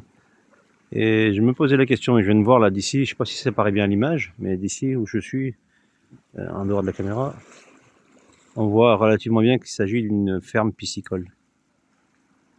Pour moi, c'en est une, hein. Après je vois pas ce que ça pourrait être d'autre. Et de ce que je comprends, de ce que j'ai cru entendre, ils élèvent beaucoup de poissons, mais surtout du maquereau. Mais du maquereau humain. Et c'est pas du maquereau de compète, hein, mais c'est du maquereau français. Donc ils les élèvent ici, puis ensuite ils nous les envoient dans tous les ministères, dans les postes de pouvoir et les postes haut placés, où il y a possibilité d'avoir un peu de marge de manœuvre au niveau donc pouvoir, et d'écrouler le pays gentiment mais sûrement, et tout en s'en mettant plein les fouilles. C'est un maquereau à poche, c'est une variété méditerranéenne, mais surtout française. Et il y a beaucoup de maquereaux qu'on connaît qui ont été éduqués, qui ont été élevés dans ces bassins. Donc voilà, c'était la minute historico-mythologico-française. On se couchera moins con ce soir, peut-être. Ou pas, ça dépend. Alors soyez vigilants, les chers amis, faites attention à vous. C'est la réponse à apporter. Je suis pas là pour répondre à ça. Hein. Si j'avais une réponse, je me l'appliquerais à moi-même. Évidemment que je la partagerai. Mais je pense que si vous avez une vraie réponse à un vrai problème, on va vraiment vous empêcher de parler. Et pas Comme les pseudo-dissidents qui pensent qu'ils se font attaquer par des rayons laser. Je fais référence au teubé en chef, Jean-Jacques Crèvecoeur, complètement perché ce pauvre type, qui nous raconte des conneries parce qu'il y a eu son ami chaman, là, l'occultiste en carton évidemment, qui est décédé il y a quelques jours. On lui a rendu hommage, à commencer par notre cher chevaucheur de tigre qui s'est fait un plaisir d'aller montrer sa vacuité intellectuelle en soutenant ce chaman. Le mec, il parle avec des entités invisibles, il parle d'énergie. Toute sa vie, il a brassé de l'air avec ces conneries. Et il a jamais cru en un seul Dieu, hein, évidemment. Et l'autre, il lui rend hommage comme si c'était un saint qui aurait fait des choses géniales, alors qu'il a juste brassé de l'air avec des démons, voilà. Des spectres lumineux qu'il voyait depuis tout petit. C'est ce qu'il disait lui, hein, dans sa tête, dans ses vidéos. Je parle du chaman, hein, je parle pas du chevaucheur de tigre, qui n'a aucune consistance humaine. Un jour il vous dit blanc, le lendemain il vous dit noir, sans aucune gêne. Sans aucune gêne. Bref, c'est pas le sujet. Et donc voilà, il y a des faux dissidents en carton qui pensent qu'ils ont la vérité, et donc on les attaque avec des rayons laser. Juste cette idée-là, des rayons laser ou ce que vous voulez comme rayon, on leur veut du mal. Alors qu'ils touchent 3 personnes, qu'ils vendent surtout des livres, des conférences et différentes babioles qui ne profitent qu'à eux-mêmes, et ils ne proposent aucune vraie solution à part boire des jus de fruits, s'insérer le doigt dans le huc pour vous détendre par rapport aux ondes et au karma, je pense ça au lait porc ou je sais pas. Ou alors c'est une pratique du gros porc, je ne sais pas. Hein. Ou faire une salutation au soleil avec du yoga, voilà. Pratique encore une fois occulte, tournée vers des entités non humaines. Hein. C'est pas ni pour votre bien-être ni pour rien d'autre, c'est une pratique religieuse. Hein. Le yoga, c'est une pratique religieuse. Hein. Il n'y a pas un dieu unique à la fin, mais bon, c'est pas grave, c'est devenu dans la norme. C'est devenu la norme, pardon. Donc voilà, c'est notre monde qui est comme celui qui est ainsi. Voilà, notre monde qui est ainsi.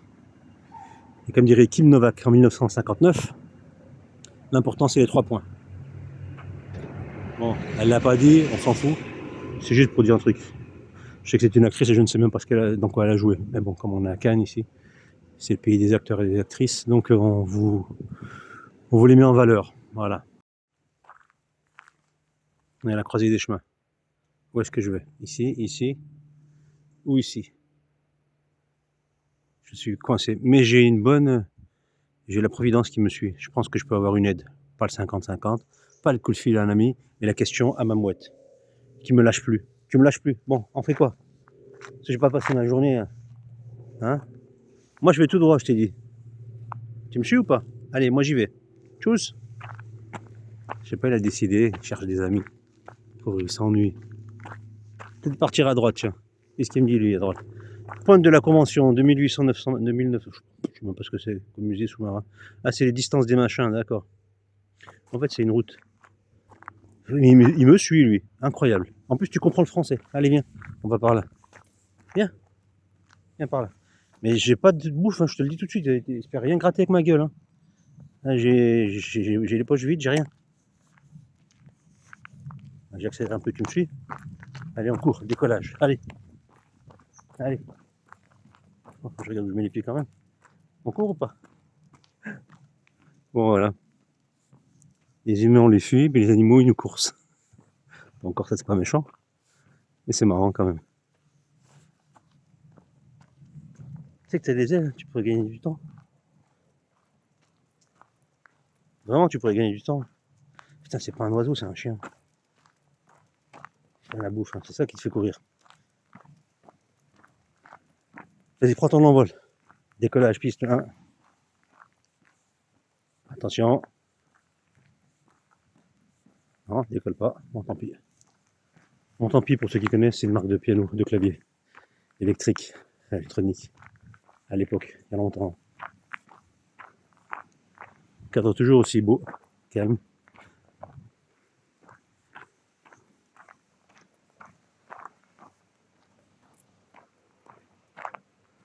Alors, c'est quoi que tu veux me montrer ici? Tu m'emmènes jusqu'ici, c'est pourquoi? Quelque chose de particulier à montrer? Ah, la vue? Ah oui. Monsieur, je vois que monsieur a bon goût, ou madame, je ne sais pas si vous êtes madame et monsieur. Toi, la politique, ça t'intéresse pas, toi? T'en fous.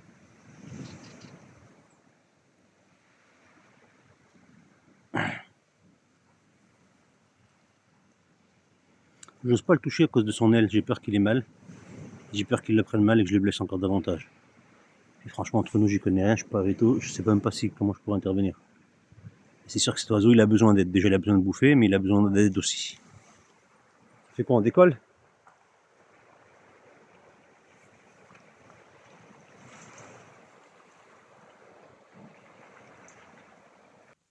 Alors, je repense à une personne qui est souvent citée depuis quelque temps, et de manière subite, dans le monde de la carotte. Autrement dit, celui de la dissidence. C'est mademoiselle ou madame, ou monsieur, je ne sais pas, Candace Owens. Owens, Sens Gomachining. Enfin bref, comment on peut la qualifier, je ne sais pas. De lanceuse d'alerte, de lanceuse de bullshit surtout. Et elle s'est fait connaître en France. Aux États-Unis, elle était déjà un petit peu plus connue, bien avant en France, mais en France, elle s'est fait connaître avec l'histoire de Brichel, ou Jean-Michel Boule, si vous préférez. Donc l'histoire de Madame Macron serait donc un cum. Elle aurait une bistouquette, etc. et compagnie, machin chouette. Bref, peu importe. Donc elle s'est fait connaître comme ça. Elle aurait eu, à une époque, des révélations à faire. Elle disposait d'informations uniques et exceptionnelles, et surtout croustillantes. Hein, très très croustillantes, ça croustille. Et elle a annoncé ça, donc ça a fait le buzz, et les gens ont commencé à l'écouter. Bon, c'était une Trumpiste à l'époque, maintenant elle est détrumpée, je sais pas quoi. Je sais pas. Ces gens changent d'avis, et comme le sens du vent, en fonction des girouettes, pour ne pas dire autre chose. Ah, je sais pas si vous voyez, mais c'est super calme. Moi, je suis pas droit là. On entend les mouches voler, et c'est pas une blague, je viens de l'entendre à l'instant. Je sais pas si ça s'est entendu, mais très calme. Et donc, je disais quoi? Donc, elle s'est fait connaître, elle change d'avis tout le temps. Elle est jeune, elle doit avoir 32, 33 ans, je ne sais pas exactement, de ce que j'ai vu à l'époque. J'ai cherché un petit peu sur le personnage, et j'ai vu qu'elle était relativement jeune. Et donc, elle nous a balancé, soi-disant, donc l'histoire de Trump, de Macron, elle allait balancer des choses, etc. Vous allez voir ce que vous allez entendre, vous n'allez pas en croire vos yeux, ni vos oreilles, encore moins vos pieds. Bref, à la fin, c'était du vent, c'était bullshit. Et il y a plein de bouffons, de dissidents, bouffonnes, qui ont relayé, qui lui ont donné du crédit. Et malgré le fait que ça a fait pchit, hein, ils ont quand même suivi cette meuf sortie de nulle part, encore une fois. Et alors, elle parle comme si elle avait des choses graves à annoncer. On ne sait même pas comment elle a pu obtenir ces informations super confidentielles. Mais apparemment, elle est dans le secret des...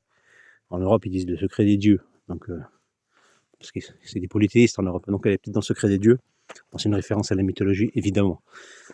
Et donc, je trouve ça drôle, déjà, de relayer ce personnage et de ne pas comprendre la carotte gigantesque, de taille vraiment phénoménale, on ne peut pas la rater, qu'elle représente. Mais bon, apparemment, c'est pas... Les alarmes autour d'elle et les néons qui flashent comme ça, de manière violente, systématique et ininterrompue, ne suffisent pas à réveiller les moujons dissidents, les gameleurs au service de leur portefeuille, tout simplement, et du mensonge.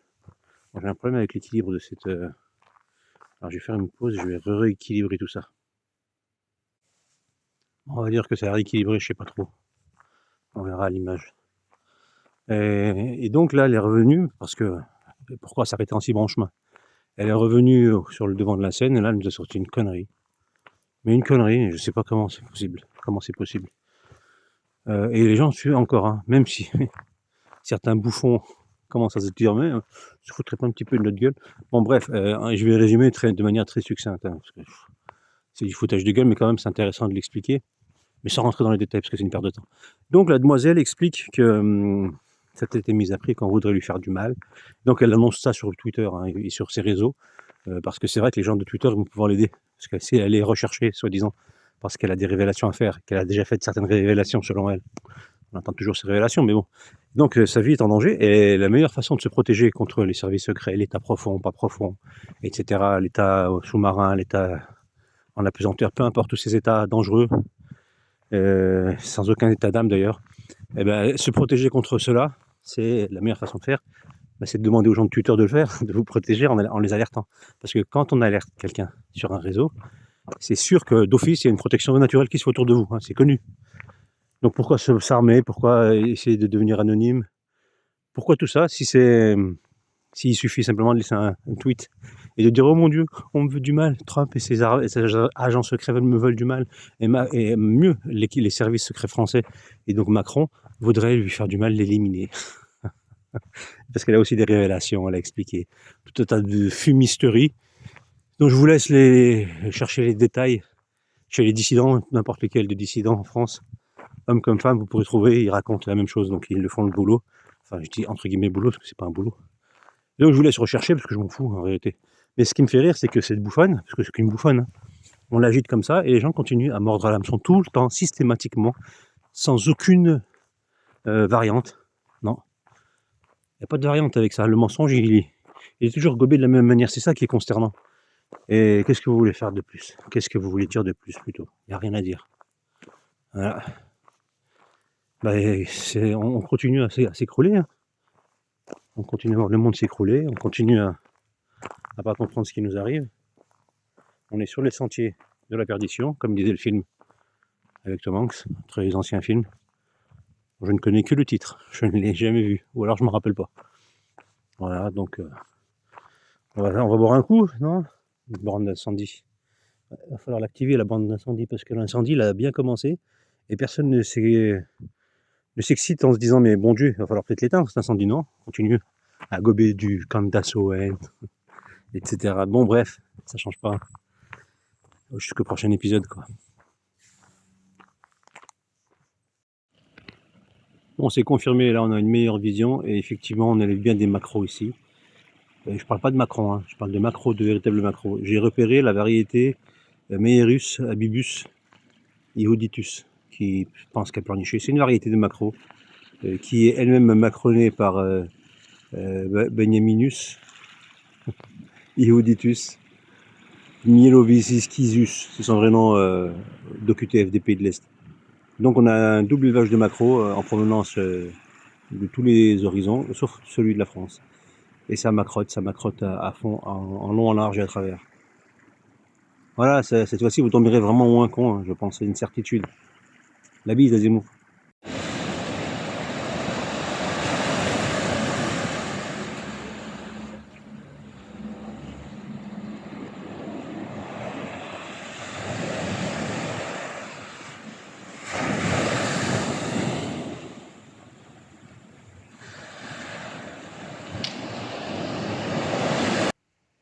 Voilà le fort royal.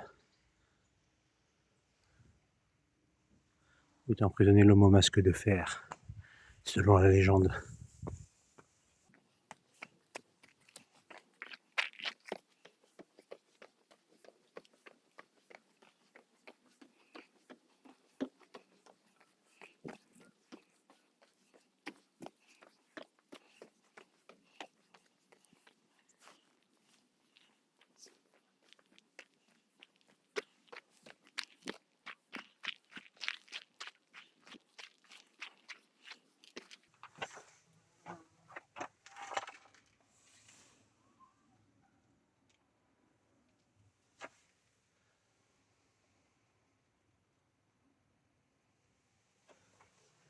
Et donc voilà, vous allez vous retrouver prochainement, et moi y compris, dans une nouvelle embrouille sanitaire.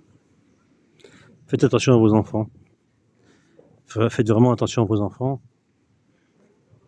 Parce qu'il y a les sanitaires qui viennent, mais il y a aussi la guerre. Parce que je reviens à Louis Sarkozy.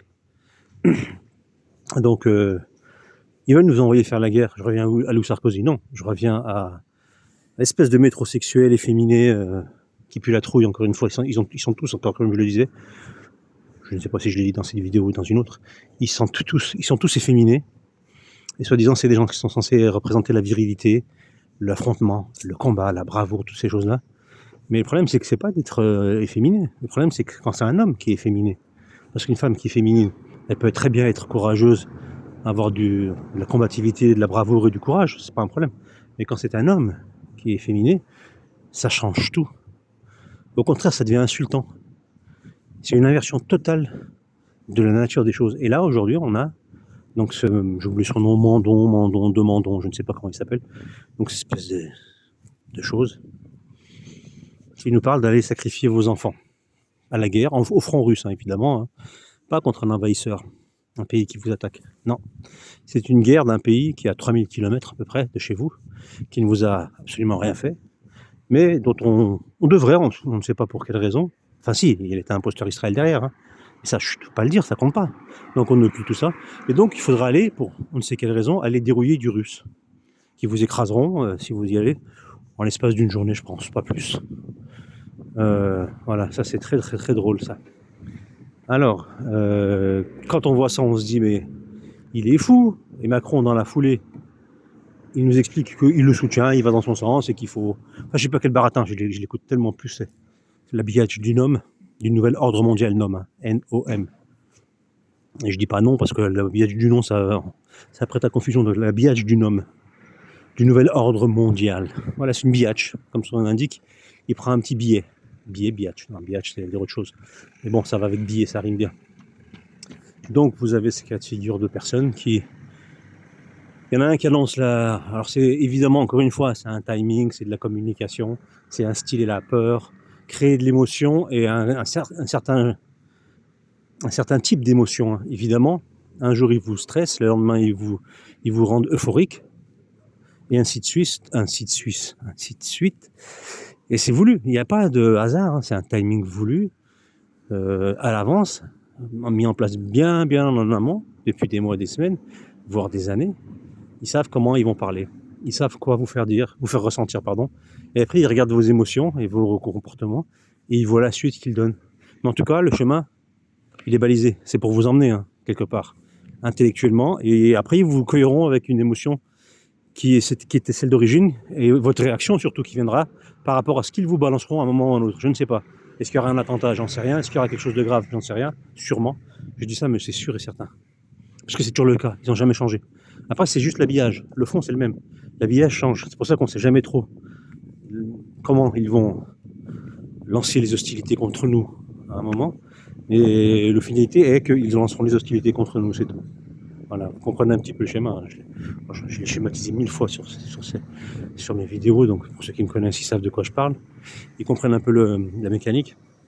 Et pour les autres, ils vont analyser ça. Pourquoi il a dit ça? C'est quoi son projet? Vous voyez bien qu'on a des incompétents, c'est des inconscients, mais vous êtes teubés ou quoi? Encore une fois, c'est de la manipulation, c'est de la mise en scène. Ils savent parfaitement ce qu'ils font, et ils le savent parfaitement. Comment on peut être encore naïf? Je pense entre autres au chevaucheur de tigre, je l'ai entendu là. Il me fait rire, je l'écoute, je rigole. J'écoute ces conneries. Puis en fait, il raconte que des conneries. Alors c'est bien présenté, hein, il parle bien, il est drôle, machin, sur certains points. Mais en fait, il est pathétique, parce qu'il a 15 ans, 20 ans de blabla. Il a tiré aucun enseignement. Lui et d'autres, hein, ils sont pleins comme ça aussi. Et en fait, c'est du sensationnalisme. Sans voir que les mecs en face, ils se foutent de vos gueules. C'est ça qui me choque. C'est vraiment ça qui me choque. À quoi ça sert de réfléchir, soi-disant, essayer de comprendre le monde dans lequel on est, si c'est pour arriver toujours aux mêmes conclusions, malgré l'accumulation d'informations, de points de vue, de preuves, par la répétition des choses. Donc on tire un enseignement, on n'a pas évolué. Comment c'est possible ça? Ou alors on est teubé, voilà.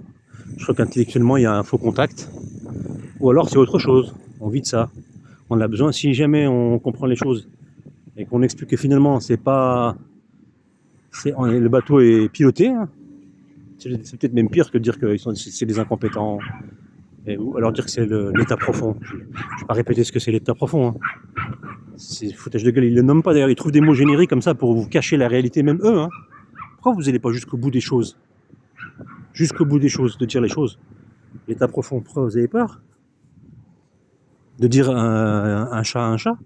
L'état profond égale messianisme, état imposteur d'Israël, destruction du monde tel qu'il est par rapport à une croyance religieuse.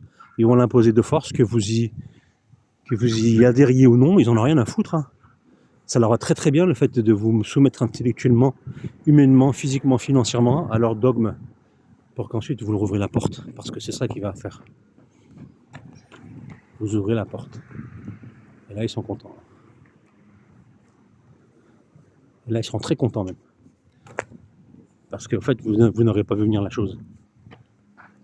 Et quand on ne voit pas les choses venir, on ne comprend pas. Comme on n'a pas vu venir la création en 48 d'Israël, on n'a pas compris que l'État profond il était là, et que l'État messianique, il était déjà en train de se structurer.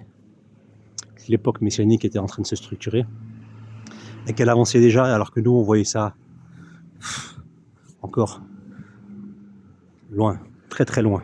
Ouais, vous voyez, c'est ça qui est choquant quand vous comprenez que l'avancement, il est bien avancé, quoi, pour pas me paraphraser. Alors là, le choc est violent. Et je crois qu'on y est. Et c'est pour ça que souvent certains ne veulent pas revoir les choses ou ne le disent pas. Ils seraient choqués de dire, mais en fait, il ne reste plus grand-chose avant les grandes révélations, ce qu'on imagine ne jamais vivre, c'est-à-dire ce qu'on appelle l'apocalypse, ce qui est une révélation. Mais en fait, il y a l'apocalypse et puis il y a Armageddon qui est ramené dans les deux. Et Armageddon, c'est à ce moment-là la grande guerre, si vous voulez, les grandes guerres, le grand chaos final. Et ça, tout le monde n'espère pas le vivre. Tout le monde en parle, directement ou pas. Mais tout le monde l'évoque d'une manière ou d'une autre, et tout le monde l'imagine, le fantasme, mais personne ne veut le vivre, ce que je peux comprendre. Mais il faut voir les choses en face. Si ça doit arriver, si les signes sont là, pourquoi ne pas le dire? Ou alors on a peur de se tromper, ce que je peux comprendre. Mais il y a des signes qui sont là, hein, malheureusement. Et on peut dire qu'on est dans cette période qui est elle-même assez longue, donc là ça change tout. Une grande période, ça peut être des décennies, voire des siècles. Mais je sais pas, enfin, après de toute façon personne ne le sait. Hein.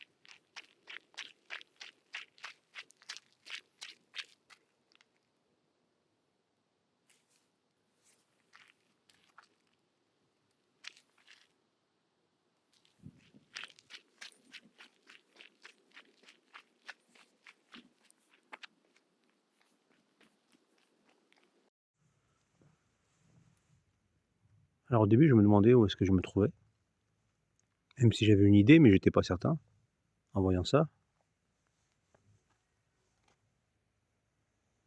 Ça ressemble à tout et en même temps on ne sait pas ce que c'est. Puis finalement c'est indiqué ici. Donc pour ceux qui, je ne sais pas si c'est visible à l'écran, à partir de 1840, le fort servit de résidence surveillée pour les insurgés capturés lors de la conquête de l'Algérie. Les plus nombreux furent les membres de la Smala d'Abdelkader, prise en 1843. Les prisonniers décédés pendant la détention sont enterrés dans ce cimetière. Donc vous voyez, vous avez plusieurs cimetières, vous en avez un ici, cimetière de Crimée, et puis celui-ci, c'est là où on se trouve, cimetière musulman. Et là, c'est le château, le fort royal, c'est là où est emprisonné le fameux homme au masque de fer. Donc ceci est un cimetière musulman. Donc pendant la conquête de l'Algérie, ce qui est génial, c'est que donc l'émir Abdelkader, il a été donc fait prisonnier ici, et ensuite il a été emmené en métropole. Mais voilà, ça c'est le cimetière musulman. Alors les tombes sont étranges parce que je pense que ça fait des demi-cercles, enfin c'est des cercles mais de forme ovale. Donc c'est assez étrange, c'est pour ça que j'ai eu un doute au début. Je pense que c'était mis de manière arbitraire ou alors avec le temps ça s'est tassé parce que ils sont petits, ces cercles, ils sont pas très grands.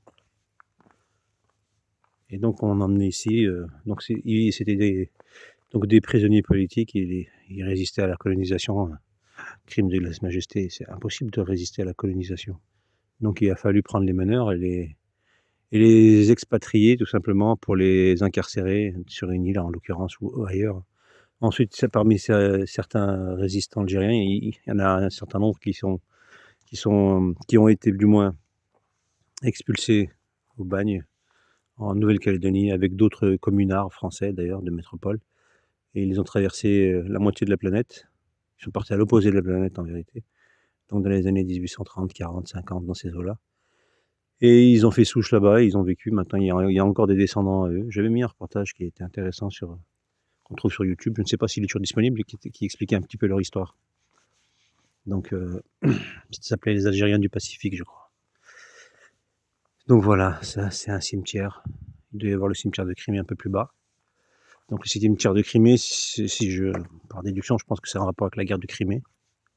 Je le vois d'ici, il y a des croix. Donc ils sont en fait mitoyens, les deux cimetières. Vous avez une vue sur la mer, hein, parce que en fait, ça descend pour arriver ici. Donc le cimetière musulman, vous voyez, il y a que des barrières. Il n'y a que des... Voilà, une petite barrière toute simple. Vous pouvez rentrer comme vous voulez. Hein. Et puis à côté, vous avez le cimetière chrétien. Donc je pense que c'est le cimetière militaire. Je vais regarder la plaque. Donc c'est des soldats qui sont enterrés ici, je suppose. Ou alors c'est juste symbolique. Je ne sais pas si c'est vraiment... Ah si, c'est ça. Hein. Donc c'est bien ça, un cimetière des combattants de la guerre de Crimée 1854-1856.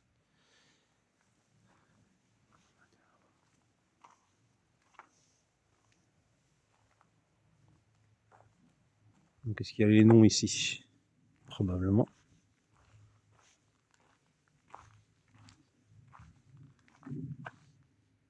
Donc c'est les soldats français qui sont décédés durant ce conflit.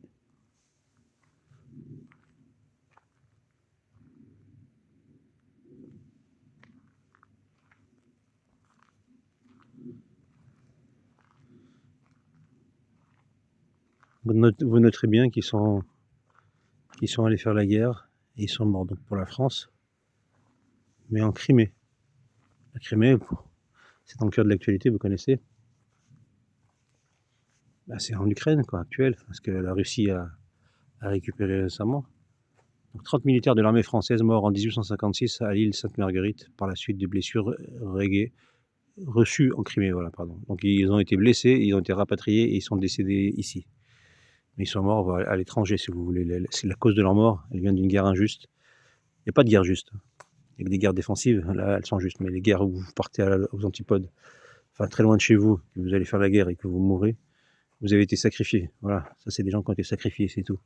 Pour les intérêts occultes de l'état profond, encore une fois. Paix à leurs âmes. La plupart des gens qui sont morts dans ces guerres, ce sont des gens innocents. Je crois qu'il n'y a même pas de coupables là. Il y a que des soldats.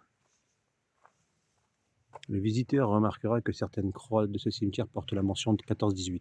Or, la guerre de Crimée date de 1854-56. En 2006, lors de la rénovation de ce cimetière militaire, là c'est mieux, initié par la ville de Caen et le Souvenir français, plusieurs croix cassées ou usées par l'âge ont dû être remplacées. Ces croix épais, très difficiles à trouver, proviennent du regroupement de cimetières militaires de la Grande Guerre.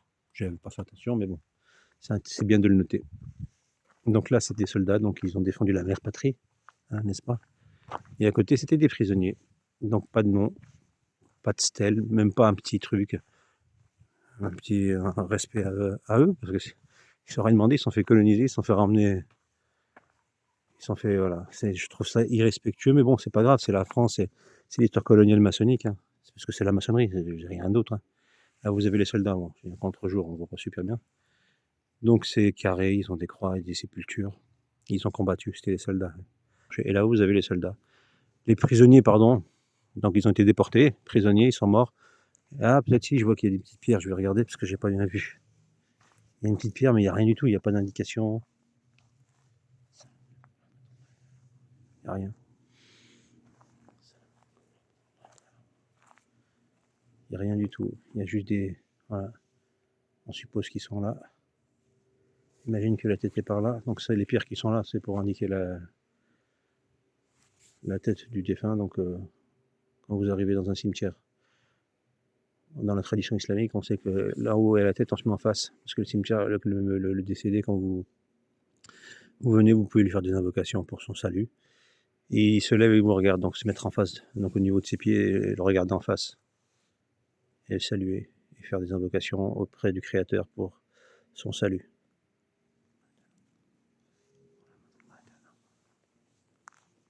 Ça, c'est l'histoire de la France. Voilà. C'est intéressant de le savoir. Je ne sais pas si Éric Zemmour le sait, évidemment, puisqu'il le sait. Évidemment qu'il le sait. Puisqu'il sait tout, lui, Gargamel. Enfin bref, c'est l'histoire de ce pays. Là, vous avez un exemple assez flagrant de l'irrespect.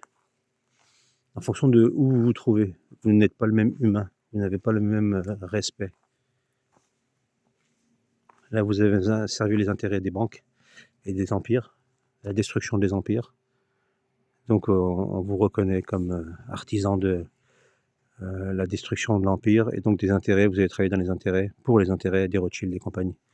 Et là, vous êtes les gens qui se sont fait expulser, spolier et emprisonner. Et vous n'avez même pas le respect de votre humanité. On vous enterre, on met 3 cailloux, loin de votre terre natale. Et on vous considère comme des obstacles, tout simplement. Mais bon, on va quand même on va dire que c'est un cimetière. Chez les musulmans, on est d'accord que les sépultures ne sont pas ornées. On met juste voilà, une petite pierre. Enfin, on délimite tout simplement pour savoir où se trouve la tombe. On peut mettre des versets coraniques, ce genre de choses. On peut mettre les noms des défunts.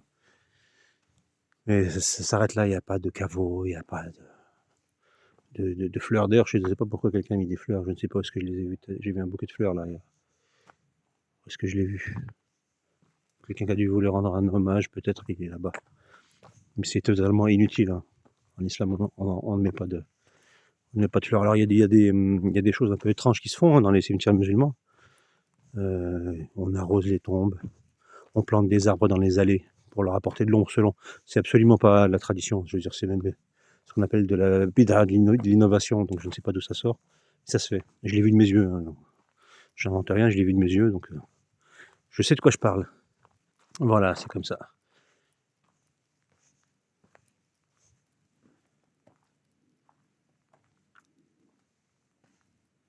Et alors, à tous.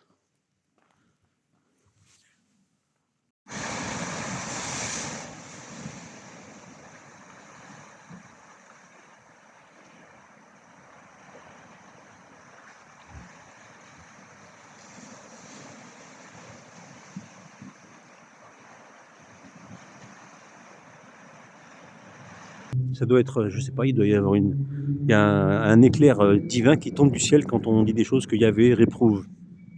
La morale, mais surtout Yahvé réprouve. Yahvé, vous savez, il y avait le dieu barbu, enfin le démon barbu, que certaines religions, enfin qu'une religion vénère, et qui aurait donné une terre sainte à des génocidaires, parce que ceux qui sont génocidaires, c'est la pensée sioniste. Hein. Si vous êtes juif sioniste, vous êtes un génocidaire. Et c'est eux qui se revendiquent comme étant légitimes dans une terre que soi-disant leur Yahvé barbu, donc qui s'est fait adorer sur toutes les montagnes à travers l'humanité, puis à la fin il a dit tiens Yahvé c'est un bon déguisement, et puis je vais trouver un peuple élu, parce que c'est bien de me dire que je vais faire comme la vraie religion du Dieu unique, je vais le sampler. Dieu il a donné une terre à un peuple, ben moi je vais avoir mon peuple à moi, je vais leur donner une terre aussi. Il a rien, il a pas de peuple, il a pas de terre, mais forcément il l'a volé. Il a créé un peuple qui n'existait pas, un peuple, allez voir, le peuple bancal. Il leur a donné tous les droits, vous pouvez dérouiller tout le monde. Pour un Dieu miséricordieux, et je sais pas, ça me choque moi que les gens ne comprennent pas ça.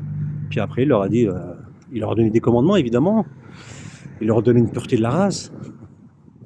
Oh, alors vous savez le point commun entre ces deux personnages? Vous savez pas? Je vous le dirai pas. Non, si je vous le dis, c'est ceux deux juifs sionistes. Harrison Ford et Stallone, deux juifs sionistes. Faut juste le savoir. C'est étonnant, hein. Ah mon Dieu, mince.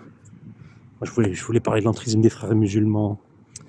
Et je voulais reprendre les phrases que Éric Zemmour disait à la télévision tous les jours sur les musulmans, sur leur comportement.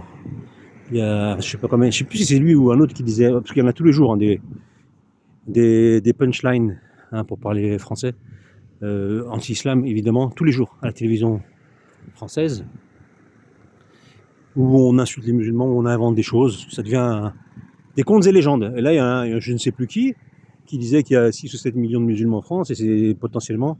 non, c'est vrai que c'est des Algériens. Je crois qu'il parlait des Algériens. Il y en avait, je ne sais plus combien de millions, 1 million, 2 millions. J'ai oublié les chiffres, mais un truc comme ça. Et potentiellement, c'est tous des islamistes. Il ne faut pas leur donner des armes parce qu'ils peuvent tuer des gens. Voilà. Un truc comme ça. Tranquille, normal à la télévision, hein, normal.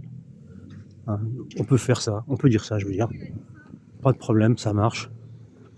Ouais, ça pose pas de soucis. Donc c'est incroyable. Moi, je ne savais pas, je pensais qu'il y avait des lois dans ce pays. Non.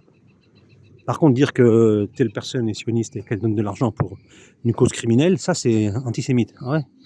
Waouh, il faudra déjà commencer par être sémite, les amis. Commencez déjà par l'être. Vous ne l'êtes pas. Déjà, c'est une fumisterie, mais bon, si on veut prendre les choses, vous ne l'êtes pas. Si on prend votre discours, votre point de vue, vous ne l'êtes même pas. C'est ça qui est génial. Mais ça marche, parce qu'ils ont réussi à entuber du monde comme ça.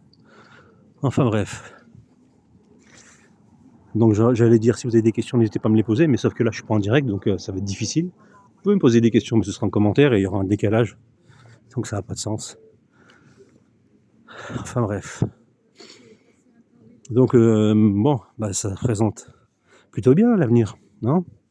Si on se projette dans les 10 prochaines années, qu'est-ce qu'on peut imaginer pour la France? Donc l'État soumis à Israël, c'est ça la France. C'est la France, mon cher ami, avec Éric Zemmour. Avec sa fausse tête, là, il a mis un casque, là, un chapeau, enfin, un bonnet, là. Je sais même plus comment ça s'appelle, là, un képi, pardon.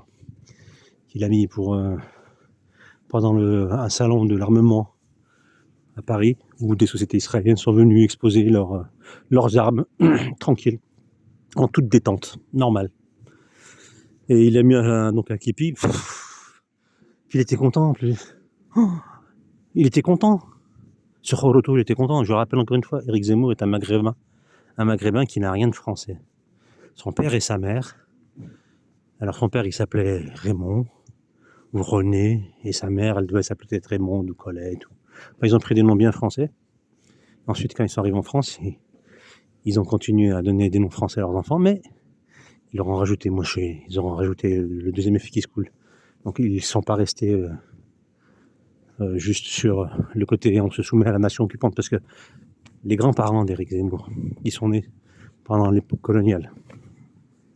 Donc ils ont pris des noms français, leurs parents leur ont donné des noms français, c'est ses grands-parents. Ensuite ses parents, ils avaient donc des noms français aussi, parce qu'ils sont soumis à la force occupante, évidemment, la France.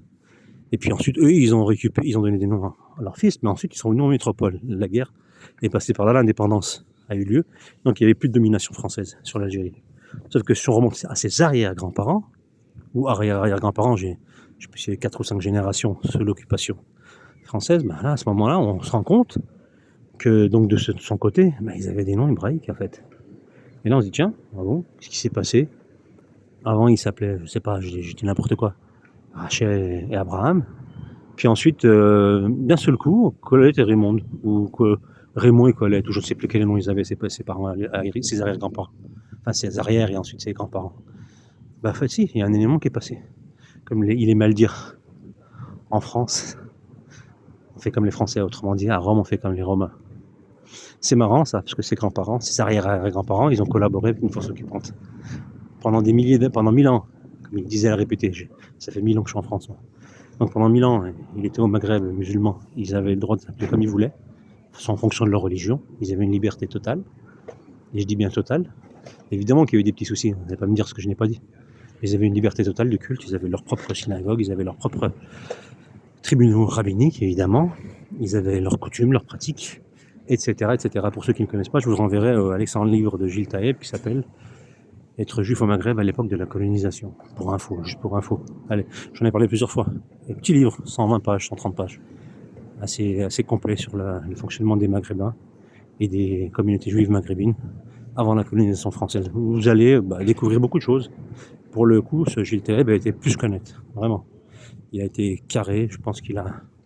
Ça, on peut le saluer même pour le courage d'avoir écrit ce livre-là, parce que pour sa communauté, c'est chaud. Mais il y en a toujours eu des gens honnêtes dans cette communauté, sauf que c'est pas eux qu'on entend, voilà. Comme chez les musulmans. Est-ce qu'on voit là? Non, on voit pas. Mais on me voit quand même. Là, je viens de passer là, ça sent le shit, je sais pas qui est-ce qui fumait sur le banc où je passais à côté. Ça sent le shit à 15 bornes. Bref.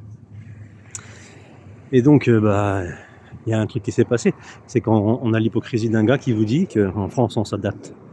Enfin, si on est en France, on s'adapte à la communauté, donc dans le comportement, dans l'attitude, dans tout ce qu'on veut. Sauf que eux, ses ancêtres, ils ont fait le contraire, ils ont gardé leurs coutumes, leurs pratiques, ils vivaient qu'entre eux. Mais, et là c'est un phénomène encore plus grave, c'est que quand les colons sont arrivés en France, quand l'armée française est arrivée en Maghreb, je veux dire en Algérie, quand ils ont volé le pays avec des forces, avec des armes, avec une guerre qui a duré presque 40 ans, la guerre de... Ils appellent ça de pacification, c'est le mot des millions de morts, mais c'est pacification, je ne connaissais pas, c'est la même chose. Et bien à ce moment-là, eux, Ils n'ont pas fait comme on fait à Rome, puisqu'on n'était pas à Rome, mais ils ont fait comme tout bon soumis. Ils se mettent le puissant du jour. Ils ont rebaptisé leur nom avec des noms français. Ça aurait été des Allemands, ils auraient eu des noms allemands. Ça aurait été des Italiens, ils auraient pris des noms italiens, des prénoms italiens. Voilà Éric Zemmour, comment il fonctionne. Voilà comment la crapulerie de ces gens-là fonctionne. Voilà.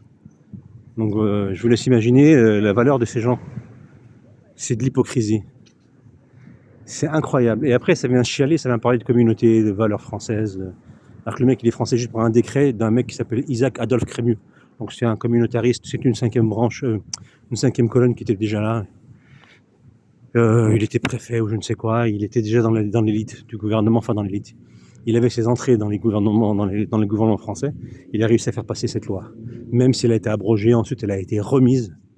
Et donc à la fin, les juifs français que vous avez maintenant, ils sont juifs, ils sont français parce que ils ont réussi à se soumettre intelligemment pour pouvoir ensuite mieux infiltrer la France une fois la conquête, la colonisation terminée et la guerre d'indépendance arrivée. Ils ont réussi à enfler tout le monde. Et l'enflage, je ne sais pas comment on peut dire ça, continue toujours, tout le temps. Et là maintenant encore plus fort que jamais. Réveillez-vous les amis, réveillez-vous. Réveillez-vous. Bon, sur ce, je vais en rester là. Je vous souhaite une bonne journée. Je vous dis à très bientôt. Faites attention à vous et que Dieu vous garde.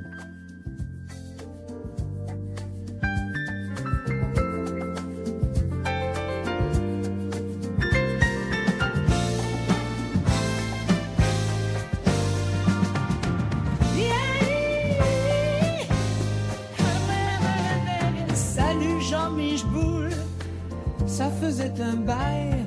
Dis-moi qui tu nommes, de qui suis-je la biatch? Klaus Schwab, sa mère la chauve, ça fait jaser dans les bars. AstraZenecaiste, affirmé en France, ce pays qu'on adore. Détesté, je t'aime. Soumission absolue, autant on emporte. Satan sans biflage. Et si votre dépouillage se rapporte au CAC 40 de votre déplumage, alors vous allez morfler sévère.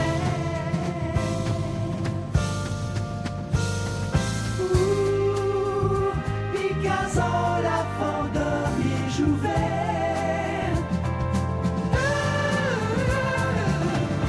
Abruti réfractaire, dans mes veines lâche nos feux, danse de la botte qui chose du 49-3. Ton oseille c'est à nous, sur la tête à Brichel, sans biplage dans nos hôpitaux, rivostriement votre. Abruti réfractaire, bien sûr nous sommes en guerre, nous sommes en guerre. Ce projet c'est pas le nôtre, oh non. C'est Jacques, a-t-il l'arme la plus létale du libéralisme, en toute responsabilité. Dans nos hôpitaux, je devenais radis. De qui suis-je la biatch? En traversant la rue, Cigadloupe, je finis sous les essieux. Rivostrilement, votre adieu Jean-Michel Boule, la bête de l'événement est là. La bête de l'événement est là, non les deux peuvent moi.